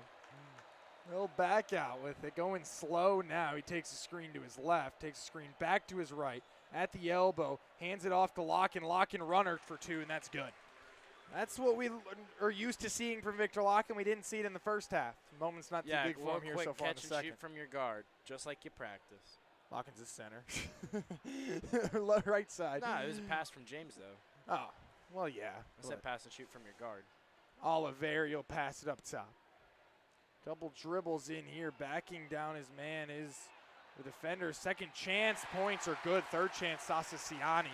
First tip back didn't go. Second tip back did go. Jizzle James left side, 59-52. Xavier leads. High pass to Aziz. And that's another one. You wish you could play advantage. If you play advantage, it's a dunk. They call that foul. You're going to get a baseline inbound. I mean, the Cats have just gotten really unlucky with a lot of those today. It's just so many times that they're about to score, and the whistle kind of bails Xavier out. 6th foul there for Xavier, so Cincinnati's going to shoot from here on out. Jizzle, a couple steps, backs out, crossover, up and under, off the glass, no good. Xavier guy grabbed the rebound and threw his arms up because I think he thought someone was around him. Nobody was. 2-point jump shot, McNair, no good. Nice McKnight, excuse me. John Newman the other way. John Newman looks like he wants to go all the way with it. He does off the glass, and that's good. He's like Derrick Rose, the way he can contort his body and just moves his arms so perfectly down in the paint. Unfortunately, it's like Derrick Rose with his injury history, too, but he's better now. Up top with it, here's Desmond Claude. Claude, a couple dribbles to his left. He's going to find a man. 15 to shoot for the Musketeers. It'll get back up to Cisse. Claude fouled for a 3-and-1. Quincy Oliveri. Oliveri hasn't been able to miss in the second half. Yeah, he's put his name all over the second half, especially from 3. 2 monster threes for him in the second half. Was his toe on the line? I think it was a 3, but you got to let him land. That's where you're calling that foul. Didn't let him land.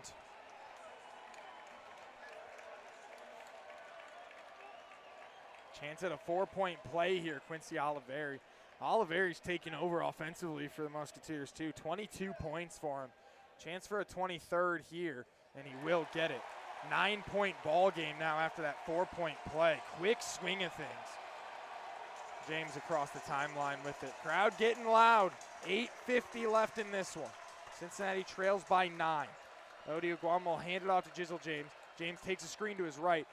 James jump stops, finds a running CJ Frederick who tries to oop it up, and it's just too heavy. High pass over for Xavier. It's blocked. John Newman scoops it up. Newman high pass to Jizzle James. James gets fouled. They're going to say it was not on continuation. He's going to go to the line. It's going to be a 1-and-1 instead of 2 shots. There was a lot going on. They were moving fast both ways, and nobody really got any good looks either way. That was a really nice shot. That is the one thing that it feels like you've seen. Once both teams start to run it fast, it's some of the worst basketball you've seen all day. Neither team can do anything that well fast. Has been very sloppy today. And both teams are very sloppy fast, and it's just how it's been. Jizzle will make his shot. He'll get it back into the 1-and-1. Cincinnati still has only attempted now 6 free throws on the day. Quincy Oliveri will come out for the moment. Yeah, Cincinnati's attempted 6. This will be the 7th free throw. Xavier's shot 13 of them. Xavier's made all but 1. Cincinnati's missed 2 of them. Second free throw from James in the air and good as well. 2 for 2 trip to the line. 63-56. Musketeers by 7. On the right side here, Dalen Swain. Swain will give it over to Siani. Siani across to Desmond Claude. Claude a couple dribbles, takes a screen to his right. Claude down the lane line, goes off the glass, good for 2. Quick pass to CJ Frederick. Frederick back to James. James is going to slow things down. 8 minutes left in this one. John Newman with it on the left side. Looked like he wanted to pass it away. Doesn't. Dribbles up to the top and recollects. Jizzle James has it now. James crossover, screen. Still outside the three-point line, gets it knocked away. 2-on-1 opportunity. Layup is good for two, Xavier. That's Dalen Swain, largest lead of the day for the Musketeers at 11. 67-56, you need points. James on the left side with it. He's gonna give it over to Frederick, who gives it right back. He'll take a screen. Foul called. Thought there was gonna be another turnover right there. Got a foul called. He'll go to the line for a 1-and-1 after the media break. Yeah, under 8 in this one. If you're the Bearcats, you're starting to run out of time to put it together in this one. It's kind of almost like that conference championship for football. It feels like you're right in it, and then all of a sudden the game just quickly starts running away from you. Yeah, you're starting to let it slip right now. 11-point game. They're just trying to force things right now, truly. There's a lot of energy in the building, too, and Xavier's using that energy. They hadn't used it all day, really. Yeah, I mean, no, it's been there and they hadn't feeding used into it, and they finally are starting to get into it and use that energy. It doesn't help too. The Bearcats have a rather young team. They got a freshman playing a majority of the minutes today. This is a lot of guys' first time playing in this specific environment. Like we mentioned, Day Thomas is coming over from the JUCO. He's never seen an environment like this before, and that could be a little bit of the struggles he's had today. You know, he started out the year really well, and the last few games hasn't been the same, it seemed like. But now you just got to really focus on scoring and putting the ball through the hoop right now. That's your biggest concern, putting the ball through the hoop. You'll have a 1-and-1. If you make both those free throws, get it to a 9-point game. It's just however you can get points at this point. You know, John Newman and Jizzle James cannot come out for the rest of the game. Those two have been your better players in this ballgame for sure. And Locken's finally starting to play. He's played in the second half how we expected him to play all game. Yeah, he's done a great job avoiding, getting any more fouls too. As that was a concern as he's sitting with 3 fouls. Yeah, he was in foul trouble. Has been able to play clean basketball. The issue too with Cincinnati is your offense has been really kind of one-dimensional. You have 3 guys in double figures, and that's pretty much it for your scoring. So if it's not one of those 3 guys in John Newman, Victor Locken, or Jizzle James, you don't have much of anything. Yeah, and the rebound has been at a wall too. You only got 14 points total outside of those 3 guys. Which, yikes. But there's some of those second chance points you could hit a few more of here and there. You know, there's some things that you can do. Still very much so in the ball game. You just got to get yourself – you're in a spot now where, you feel like you're almost not in the game at the current second. But you're a shot or two good defensive stops, and you go on a 6-0 run all of a sudden. I think it's a matter of stopping Xavier. I think that's been the Bearcats' biggest problem. Every time they've scored points, they just haven't been able to go do their job on the other end of the floor and keep Xavier from scoring more points. It's just kind of been – they've let them have their own way all the way today and haven't been able to do much to stop them. Yeah, not at all. Haven't forced as many shots this half, it feels like. But it just feels like the offense has not been very organic, truly.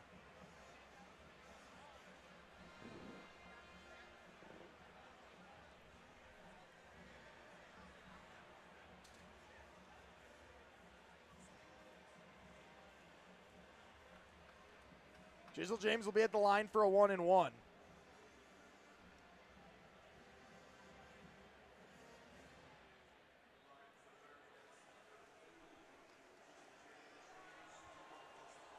You need every free throw you get at this point in the ballgame, too.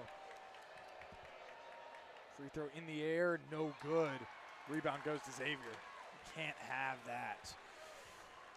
Desmond Claude with it. Brings it across the timeline. Give it over to Ciani. Gives it to Quincy Oliveri. Oliveri back to Claude. Claude to Djokovic. Djokovic back door. It's lost. Goes the other way. Dalen Swain had an opening and just lost it. Yeah, lucky break right there for the Bearcats, in all honesty. 67-56 the score. Musketeers by 11. Largest lead of the day. Day Thomas back in the ball game. Go to the right side and hand it off. Pass it back to John Newman, who almost loses it and is able to keep it with him. Odi Aguama wanted a dribble handoff, didn't get it. He'll give it over to Locken. Locken pulls up from 3.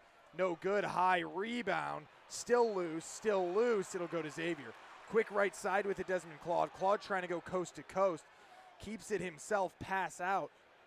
Pump faked pass, and Claude will get it back.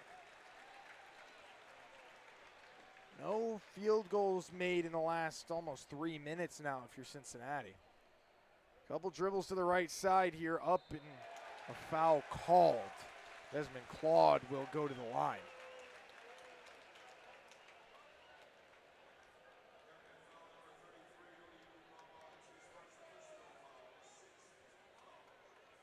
Sixth team foul for the Bearcats. It was a shooting foul, so they're going to shoot here, but they'll shoot every foul the rest of the way now, too.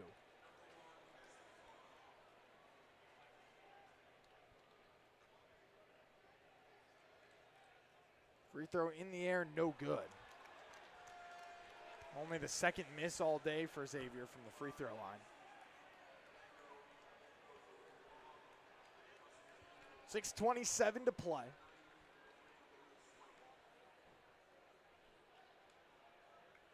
Dan Skillings really hasn't done a ton today either. He's the guy that you've been able to kind of rely on at times. He hasn't done a ton.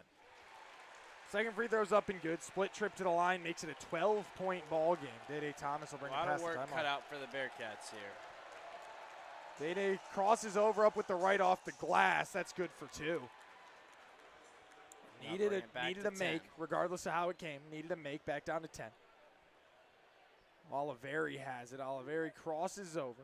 Help side here. He's going to have to back out. Give it to Ciani. Ciani spins it back up around top.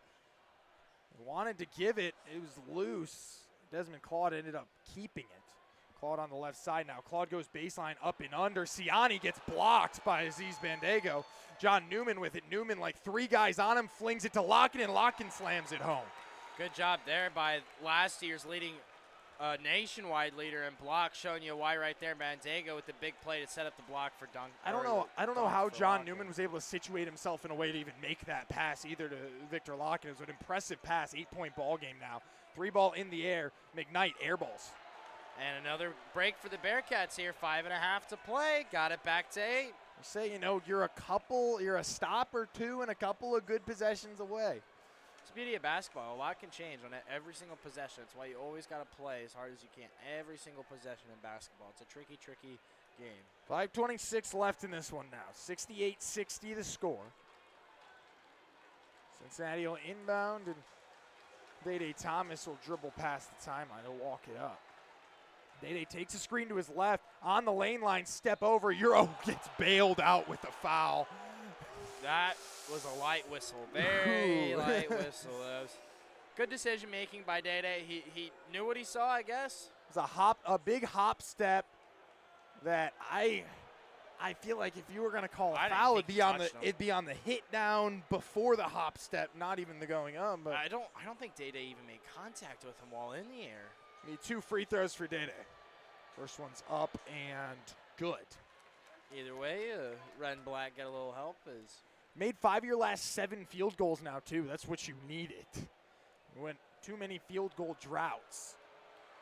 Second free throw in the air and good as well. 2 for 2 trip to the line. Back down to a 6-point ball game. Cincinnati's cut the deficit in half. 68-62 the score. Pass over to Oliveri. Oliveri will find a man. They're trying to go somewhere with it. Gets it to Desmond Claude. Claude up top with it near the free throw line. Claude gets blocked, and Cincinnati has it. Victor Locken will outlet up to Day. Day over to John Newman. Newman looked like he wanted the 3, didn't take it, goes up to the rim, and that's good for 2. John Newman fighting his way through. It's a 4-point game. Back-to-back possessions where aggressive defense turns into offense for the Bearcats. You absolutely love to see that. Minute and a half long, 8-0 run, and Xavier's going to go run for a timeout. 68-64 the score now. And we said, you were never really that far out of it, and you saw that right there. No, able to erase the deficit even quicker than I thought would be imaginable. Just a minute, 32 seconds exactly. Yeah, it did a great job there. A couple, like I said, really big blocks, just helping the Bearcats get back into things. and took advantage of free throws as well. Hit both of the free throws in that series there. Maybe took advantage of a little help from the officials. Hey, but the thing is, you took advantage of it. That's really what matters at that point. Hey, ball don't lie. Cincinnati still with 2 timeouts. Xavier just called one. They have 1 remaining now for the rest of this one. And we got a lot of time left to play in this one. 4:45 in a 4-point ball game. I said, if either team wins by more than 10, it's a blowout. I mean, truly. This is going to be a tight game. And, you know, the thing is, too, in this most recent stretch, obviously it's been a quick 8-0, but there hasn't once even been a thought of a three-pointer. You've packed it in. You've been able to kind of get on the boards, get on the glass real tight, and that's what's worked for you here.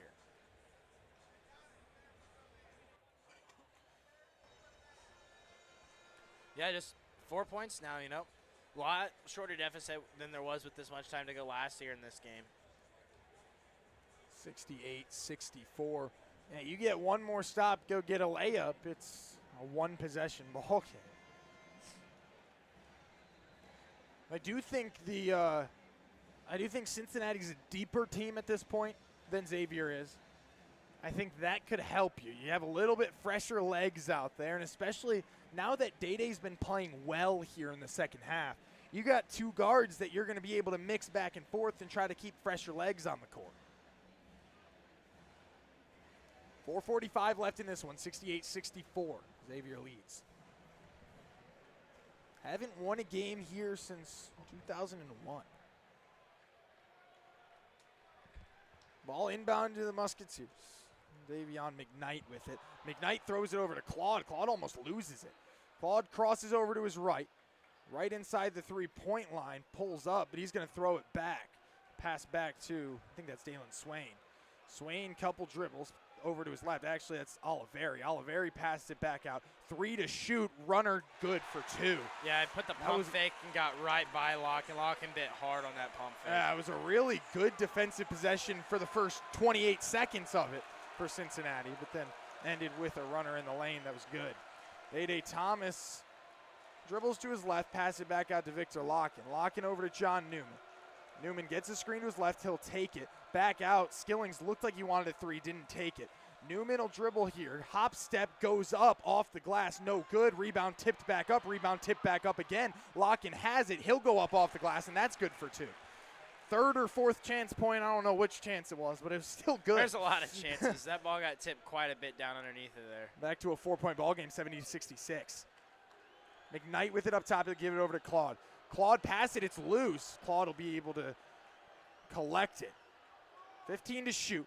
Claude a couple dribbles in. He'll pass it back up top. 3 ball from the big man off the rim. No good. Rebound to Cincinnati. John Newman left side over Dan Skillings. Skillings past the middle to Bandego. Bandego That's going to be an easy travel there, yeah. It's been a real problem this game by both teams, but mostly the Bearcats. A lot of travels for, you know, a basketball game that doesn't involve 10-year-olds. 10 turnovers now for Cincinnati in this ball game. 4-point game, 70-66, 3:17 left in this one. Well, it was the year of the pass interference call for the football team. It looks like it's the year of the traveling call for the basketball team.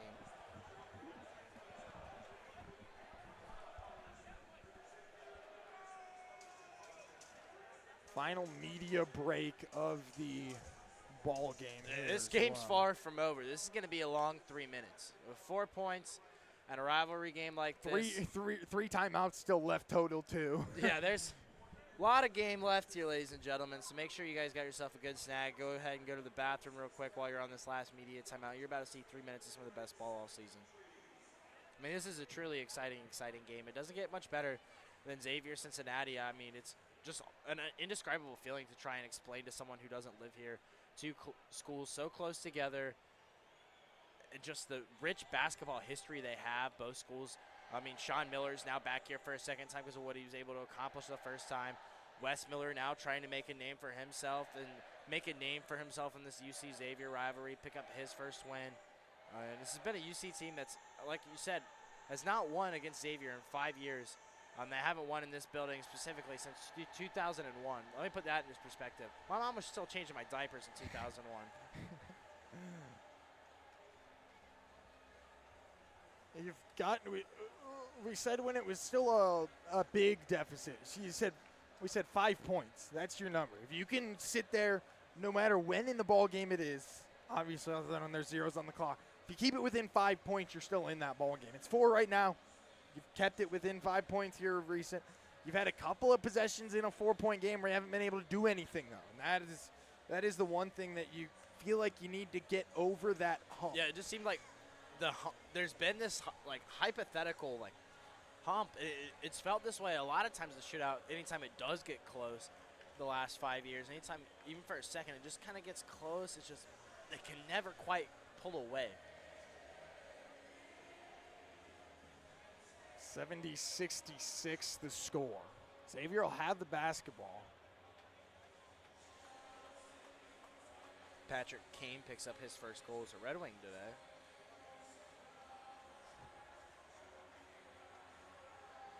Not a ton of undefeated teams left in the country either. TCU lost today for the first time.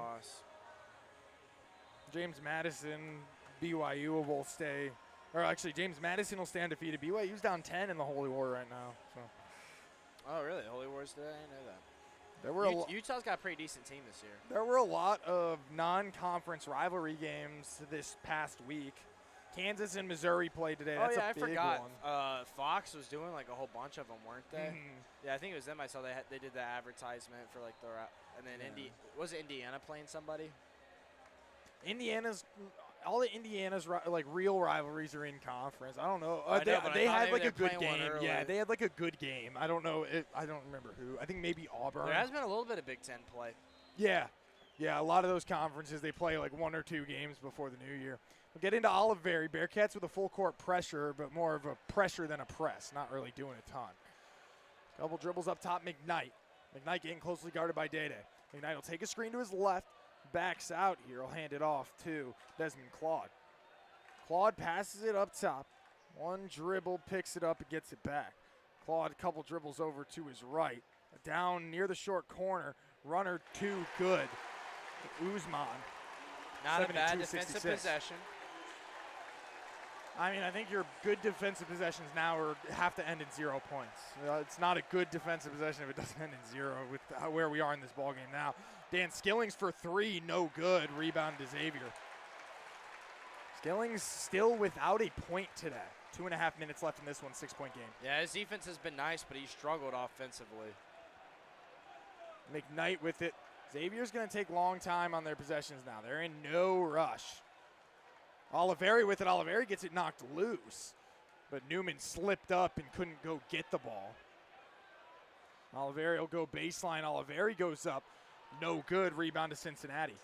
Yeah, Day with it. Quick pass up to John Newman. Newman wide open. Him in the lane. He'll get fouled. Yeah, it was a hard foul there. Bandego. Great defensive possession. Just having his arms in the paint, man, are just a huge tool on your team. He is a giant tower standing in the middle of the lane there. You can't really get over him. And a great job there. It's going to lead to some foul shots for the Bearcats for John Newman. Surprised they don't somewhat take a look at that for an F1, but yeah, I don't think the crowd was booing because they didn't think it was a foul. 11 and 7 today for Newman. Make it 12. Free throws up and good. Have to make every free throw here too. Odi Aguama's coming in right now. Really interesting selection. You would think you would want some of your taller guys in right now to really protect that basket. Second free throw's up and good. 2 for 2 trip to the line from John Newman. 4-point game again, 72-68. Desmond Claude will dribble past the timeline. They wanted to double team Claude. They're going to have a good double team on Claude. He'll find a way out of it. Gets it to McKnight. And get it right back. Under 2 minutes to play now. Take a screen to his left, Will Claude. Claude crosses back over. He's in the paint now. Pass back out. McKnight, 3-ball. It's good. Davion McKnight. Bearcats even closed out on him there. It was just a perfect shot for McKnight. That could be what puts this away. Day shoots. They made it, but Cincinnati called the timeout first. 75-68. I mean, there was really good coverage on that 3. Lock-in all in his face. Not much you can do. Sometimes shots are just going to get made. Second half shooting from Xavier has been outstanding. 15 for 34 from the field, which is fine, but 6 for 10 from 3. Cincinnati has made more shots in less attempts than the Musketeers too. They've just only they've only made Their two three-point threes. percentage this half, I would say, has really helped them. Threes are different. Cincinnati still outscoring Xavier here in the second half, but when you went into the locker room down 8, you can't just outscore them by 1 point in the second half. It's not a win the half type deal. That only works on FanDuel, unfortunately. Can't believe FanDuel's ruining everybody's Christmas this year. It only works when you go into the locker room tied as well.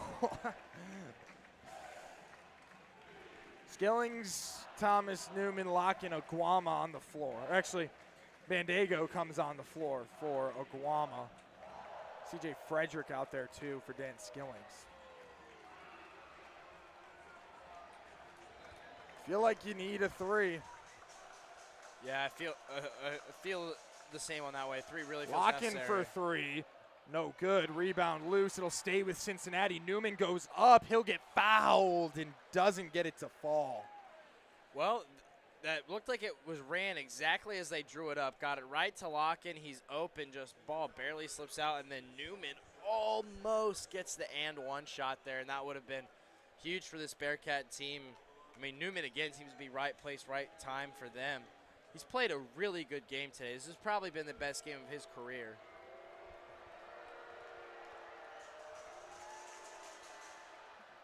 Newman's free throw no good. Yeah, biggest change in the second half was the amount of play time for Seamus Lukosius. We talked about that at halftime. He's only had 3 minutes in this second half. It seemed to be the necessary decision. He wasn't really playing bad, but there's just been some guys today that you feel like you can't take out off the floor with the way they're playing. Minute 19 left in this ball game. 75-68. Newman at the line for his second. It's up and good. 6-point game now. Full court press from the Bearcats. Looks like a zone pressure that they're kind of manning up on double teams. McKnight with it. McKnight's going to get double teamed. Still haven't brought it past the timeline yet. They'll get it past an 8. Double team there. It's lost. Still loose. They wanted an over and back. They weren't going to get it. Another double team. Guy got kicked. Oliveri will go to the line for a 1-and-1. Those were all very good double teams. Just weren't able to draw a turnover out of any of them. Yeah, good hustle there. CJ Frederick will come back in the game. Day Thomas will come back in the game. They're taking Jizzle James out as well, which again looks like very 6 much points. so. I would leave him in. Looks like very much so offensive to defensive substitutions, really.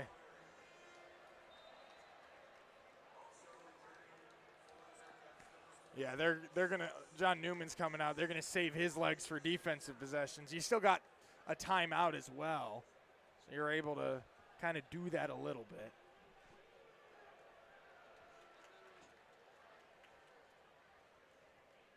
Quincy Oliveri at the line for a 1-and-1. Free throw in the air and good.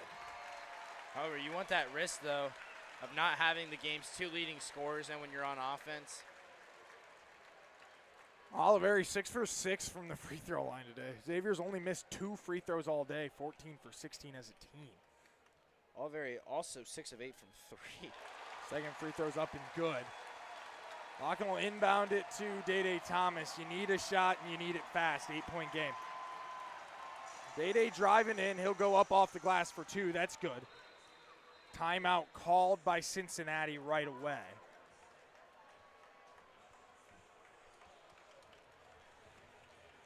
Yeah, they're going to call that timeout and make their defensive change here. Put all 3 of those guys that just came out, they're going to put them all right back in.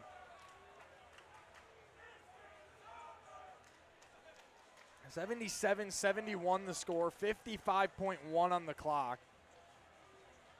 Only 2 possessions out of it. Yeah, no, there's still plenty of time. A lot of time left on the clock. You got to get over that 3 for 20 from 3. You got to go make a couple. Yeah, basketball is a tricky game, but you are going to need at least 1 3 here. honestly, you are going to need 2 threes. They're not going to foul you, so they're probably just going to let Cincinnati shoot until it's a tied game. 55.1 on the clock. Xavier will have the basketball down on its own end. They'll be able to run the baseline. Musketeers do have a timeout should they get to 5, should they need to use it on the inbound. You got to have your best full court pressure of the entire year right now.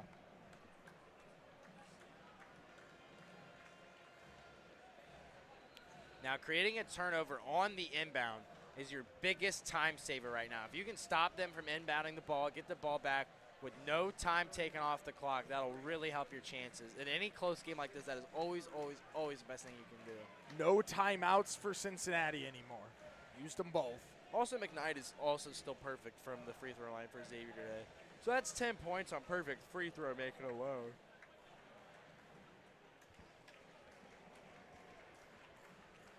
I have locking on the inbounder.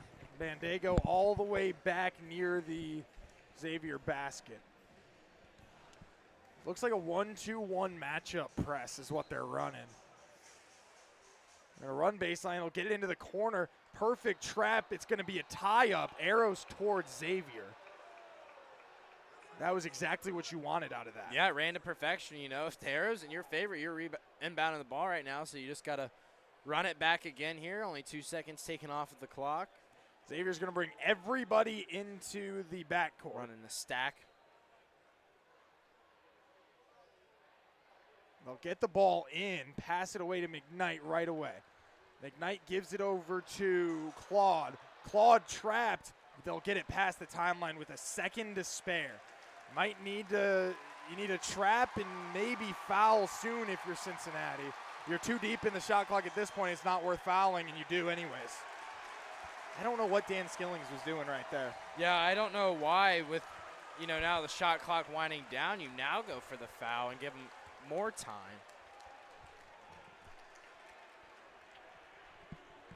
Eighth team foul for Cincinnati, so just a 1-and-1, but you're putting Oliveri on the line. Who has not missed today. 7 for 7. And also 6 of 8 from 3. If you were going to put someone on the line, it probably would have been best when Nemeska had the ball there in the middle. First free throw in the air and good from Oliveri. You can pretty much put the game on ice with another set of free throws here if you're Xavier. Second one is up and good. 8-point game. You have to go shoot a 3. You got to get a 3 quick. Seamus with it in the corner, gives it over to Locken. Locken wanted a foul and somehow got it. They're gonna call it on the floor though. It's still 2 shots. There's 10. They're in a double bonus.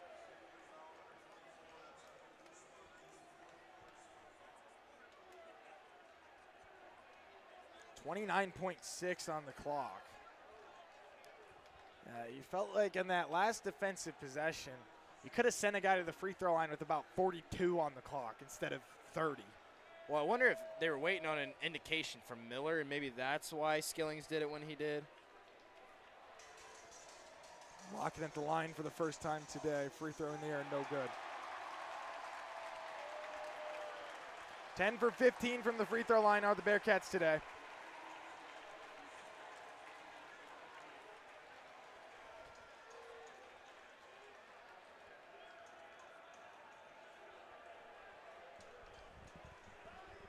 Eight-point ball game now, 79-71.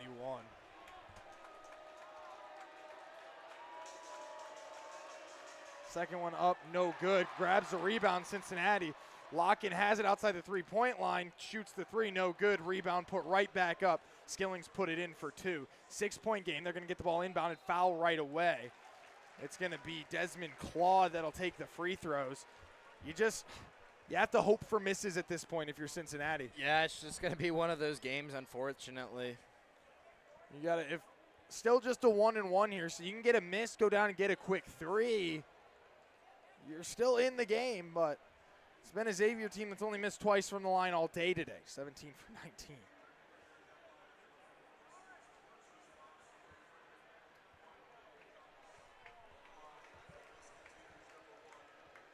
Claude is one of the two, does have one of the two Xavier misses today. Claude's free throw in the air and no good. Cincinnati has the rebound. Victor Locken with it up the left side. He's going to give it over to Day-Day Thomas. Day-Day dribbles around. He's going to go for a two, go up off the glass, no good. And that's going to pretty much do it.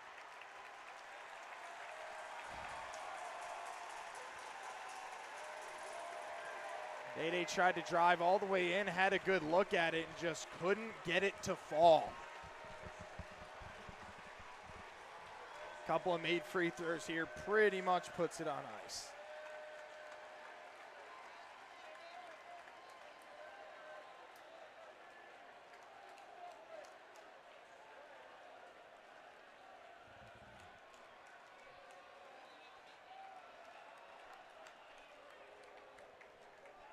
Davion McKnight will go to the line for Xavier. He's got 2 free throws, 10th foul for Cincinnati. Free throw in the air and good. You need a miracle at this point.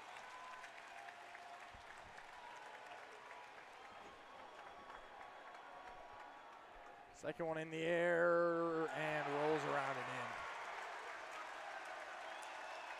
Day-Day's going to dribble the other way. He'll shoot the 3. It's banked in good. I wish you would have had that on the last possession. 5-point ball game, 8.5 on the clock. You need a steal and a 3 right away. They got it in, and look, that was a tight 5. That was really close. That was a tight 5. They'll get it in barely. Get a foul right away. Could have gotten a. That's the thing. That's the thing that's so frustrating about this whole second half is you've been right there the entire half. It's like one just thing goes your way. Nemeska at the line.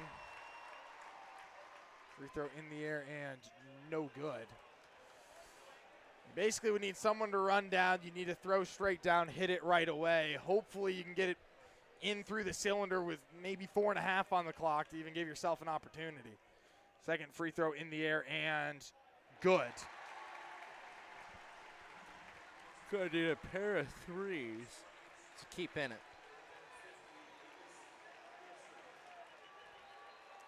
Probably want to get it to CJ Frederick right around the timeline there would be your best bet.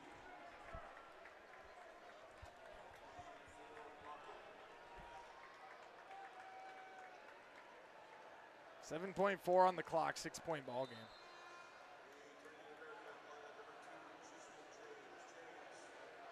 Now, too, we didn't think that missed layup when you went for a 2 instead of a 3 wasn't a huge deal. All of a sudden now, even bigger of a deal. Josh Reed's going to come in just to make a baseball pass, and Xavier picks it off. Bearcats are going to foul, but it's really of no use now. Quincy Oliveri's going to go to the line for 2. They checked Josh Reed in just to make a pass, and honestly, he made a pretty good 3/4 court pass. That's about what you would want out of that. But didn't get cleanly caught by Bandego. Got tipped away. It's going to be Davion McKnight at the free throw line for 2. First one in the air and good. That pretty much does it there. 83-76 the score. Second free throw up and good as well. James going to bring it past the timeline. He'll shoot a 3 and he'll hit it, but it'll just be window dressing. Xavier wins 84-79. Take their 5th consecutive crosstown shootout over Cincinnati. It was a ball game. It was a ball game for sure. It was about as tight as you can get one of those things. It went back. You went back and forth pretty much the whole way. I mean, that's one of those games that either team could have won that ball game. You had a couple of mistakes late, couple of misses here and there that you would have been able to change fate. maybe you have one. It'll be the first loss of the season for Cincinnati. Well, your first half was probably your worst half you've played all year, and then it kind of just resulted in it, like we saw last year, just got yourself in a hole that was too big to overcome and not really able to get yourself back in the game. A little too much of a hole after going into the locker room down 8. You just couldn't quite do enough. Xavier will win that. It'll break their losing streak. They move to 5-5 on the season. Cincinnati will be 7-1 after this, with Bryant coming up on Tuesday before. Hey, some of those rivalry juices will still be flowing next Saturday too. You got to go get that one next Saturday now for sure. Yeah, next Saturday becomes a really, really important game for you after dropping this one today. Yeah, that's you only play you play 3 power conference opponents. Well, I guess Dayton's not really a power conference opponent, but you play 3 better opponents in non-conference, and you took that game against Georgia Tech that's proving to be a little better than we even thought at the time.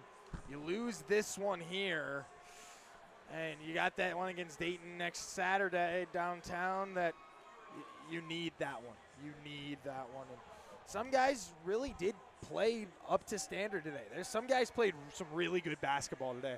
I think Jizzle James and John Newman need to go enjoy some nice ice baths. They played their butts off today, especially Newman. I absolutely love watching him play. Some of the plays he's able to make in the paint are absolutely mind-boggling. I know I said it earlier, just the way he moves around in the air reminds me a little bit of Derrick Rose, just able to make those real acrobatic plays at the hoop. But played a lot of good defense too, and like I said, Jizzle James did good, was your hottest three-point shooter today. It was very obvious when those guys were and were not on the floor. Yeah, and that was the thing, was just the first half shooting woes were far too much to overcome. Yeah, and it mostly just comes down to the three-point. I mean, you outshoot Xavier percent-wise, make more field goals, but the problem is you're 5 of 23 from 3, and they're 8 of 17, and a 5-point ball game, that's all you need. And it also doesn't help that, Xavier had guys going out shooting 6 of 8 from 3 today, 9 of 9 from the free throw line. I mean, 27 points from Olivari was absolutely not on the crosstown shootout checklist for today. Yeah, and Olivari is one of their better scorers. You knew that, but really, I thought it was going to be. But to go 8 of 9, I thought it was going to be 6 of 8 from 3. Yeah, 6 of 8 from 3, 9 for 9 from the free throw line. They really held Claude in check for the most part. Just 5 of 15. It was kind of McKnight and Olivari getting done, but McKnight really didn't shoot that well either. He was mostly just able to get all of his work done at the free throw line. Yeah, and Claude didn't need to be able to shoot the ball well or play good offense because of how good Olivari was. Claude ended up 5 of 15 from the field, and that's easy to feed the guy who's 6 of 8 from 3. Oh yeah, absolutely. That's 2K numbers.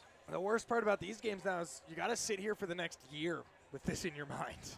You got to sit around for a year. I don't get to. Thinking about that. It's hard for me to keep it together right now. This was my last shootout, and I really wanted us to win for once.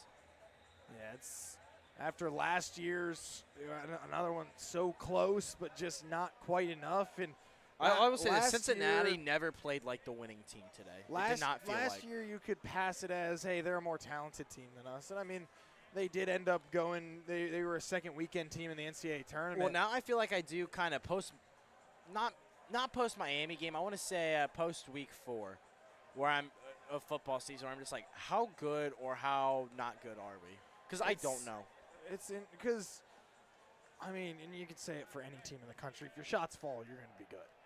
But your 2 road games now, your shots haven't fell.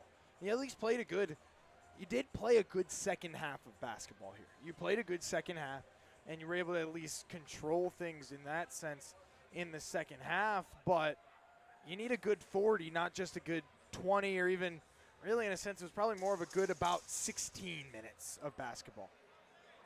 Well, if you go to the second half, I mean, they outscored Xavier 52-39. They were 20 of 34 shooting. And then the 3 points improved a little bit to 4 of 10. So that's better than what it was, but Xavier was still able to shoot 6 of 10 from 3. Honestly, I think Xavier's 3-point shooting in that second half is what really sealed the game for them.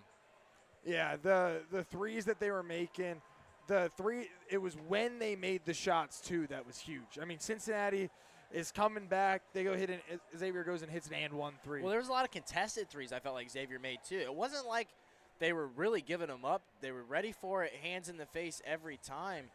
And it wasn't just any hands. There were some tall guys on the floor today guarding behind the arc and just not able to get it done, and it's a disappointing result today in Norwood. Yeah, a couple of three-pointer. I mean, Quincy Oliveri was kind of the beginning and the end of their offense there. I mean, everything kind of was able to run through him, and he scored 20 points just in the second half. He took over. He went 5 for 5 from behind the arc in the second half. I mean, they could not stop that guy in the second half, and that was really your biggest issue was there just wasn't much you could do about it. And for Cincinnati, you did hold the lead in the second half, but you were never able – there were a couple of opportunities with a lead where it felt like you could finally slow things down and make it your game. You never did that. And I think that was kind of one of the biggest things is you never played in a way to where you could control what was going on. You're always kind of having to deal with what they were doing to you, and that's not going to be a recipe for success typically. No, absolutely not. And I know. It felt like there was times that West didn't have the right guys in the game today and kind of taking away opportunities from guys I thought were playing the best ball of the day. And I think especially at the end, the end was interesting because you kind of had to go of these guys are a little bit better defensively, these guys are a little better offensively. I did like what we saw somewhat out of that press at the end of the game. That but press was good. That's something you keep in your cap for later in the year. You got to be able to use that to your advantage. It's a quick and athletic team, probably the most athletic I've seen in my time here at UC. Just it sucks. It sucks so badly. Like, just beat them one time. It's not that hard. Just once. I thought being a deeper team would help, and yeah, somewhat. I still think the depth is there. The biggest issues that you have, you look at a big 0 next to C.J. Frederick's name. You look at a 2 next to Dan Skilling's name. We talked about those two guys as guys that could really affect things big time going into this one. Neither of them really did much. I hate to say it, but Lukosius probably needs a little bit less time on the floor. I felt like he got a lot of minutes today and was not able to do a whole lot. I mean, just 1 of 9 shooting, 2 points, 0 for 4 from 3, and just kind of taking up 16 minutes of time that, you look at John Newman only played 21. John Newman played the whole 30. I lied. 21 for C.J. Frederick, 15 for Odi Oguama. I thought Oguama played pretty decently. He's 1 of 2 shooting, 1 of 2 at the free throw line, giving him 3 points. Seamus Lukosius, of those 16 minutes, 13 of them came in the first half, which I thought was – Well, he turned the ball over a lot, too. I mean, he only had 1 turnover. I guess I'm flipping some of his with some of the others. There was just so many today. But, I don't know, he doesn't really seem to know. I guess he just doesn't have as good of a basketball IQ as some of the guys behind him, and it shows. The turnover numbers, too, really, when you look at it on paper, it's not that bad. 11 turnovers per game. You can usually get over that, work through that. But Xavier only had 8. Putting the ball got put in situations that was not beneficial a lot of times, and doesn't count as a turnover, but there was more turnovers essentially than the stats will show. When you go throw up a bad 3 or you go make it bad. Well, travel's a turnover, but when you go throw up a bad shot, that doesn't count as a turnover, but it's essentially a turnover when you really when you take a 3 from 3 feet behind the line with 2 hands in your face. There was a lot of that, a lot of bad threes, I feel like. There's a lot bad today, honestly. They were trying to shoot their way out of a slump, and it didn't work. It didn't work like that. And the thing is, you're going to have to start to think ahead. You got Tuesday against Bryant before next Saturday downtown against Dayton, and you're going to have to start thinking towards those. You got to put this in the rear view. And we said before the season, in non-conference, you got to leave non-conference play with 1 or 2 losses. And you kind of need a win either in this game or next Saturday, and you're still somewhat on your way to that. You're 7-1 now. Sky's not falling at least. So, you're going to be able to build from this, and this was the first time you played a game in a real big, heavy road environment like this. And, that's how it's going to be every other game in conference plays. You're going to have to go on the road. You're going to have to play in tough arenas, and you're going to have to find ways to win. And Cincinnati just couldn't quite do enough to find a way to win today. Well, I'm going to have to go home and deal with my Xavier fan roommate. So that's the hard part for me is, like, the work. Like, I got to wait the whole day, and then finally at the end of the day, he gets home from work with a big smile on his face. Yeah, and Xavier, their 5th in a row now. First time that – like, quit giving them ammo, man. this is the first time ever that Cincinnati's lost 5 in a row, which is something that you don't It is see. a little embarrassing. It is. You still have the all-time series by 11, 51-40 at this point, but Losing 5 in a row to your rivals, it's embarrassing. It kind of makes you feel uncompetitive. But if you're Cincinnati now, honestly, that is the thing is you kind of just, as much as going into this game, you don't treat it as just another game, just one game. Now after it, you do have to treat it as just another game. You have to think, okay, we can move past that. Let's go win another game on Tuesday. Let's go do what we need to do. Let's fix what didn't work in this. And, you know, maybe it is look at your film from the second half and try to kind of recreate that a bit more. Because you did, felt like a lot of the second half you played pretty well. It was that first half that there was just a bit too much of a deficit. Yeah, it was a killer first half. A lot of rough shots, a lot of poor shot selection early on. Kind of, honestly, you can almost even narrow it down to the first 10 minutes of the game, in all honesty. We talked about needing to get off on the right foot and go fast. You kind of did. You at least didn't get your you at least didn't take yourself out There of the was some game good early. the halftime but- adjustments were good. Wes Miller did his thing, got to the clipboard, you know, did what he could to try and change the outcome. They didn't come out and just kind of run the same thing. And that's at least you had improvement one to another. But that pretty much does it from here in the Cintas Center. Sucks. Any last thoughts on this other than what's already been said? This sucks. Got to turn around and do it again on Tuesday against Bryan. I know me and you will be back on call next Saturday against Dayton downtown at Heritage Bank Center. You don't want to do Tuesday? I'm going to be back up in Michigan. Oh, I'll be off of work. You can do I'll probably go call Tuesday. again. I'll be up in Michigan, but Lame. one final time from the Cintas Center. Xavier 84, Cincinnati 79. Preston Baker, Caleb Taylor saying so long. We'll talk to you soon.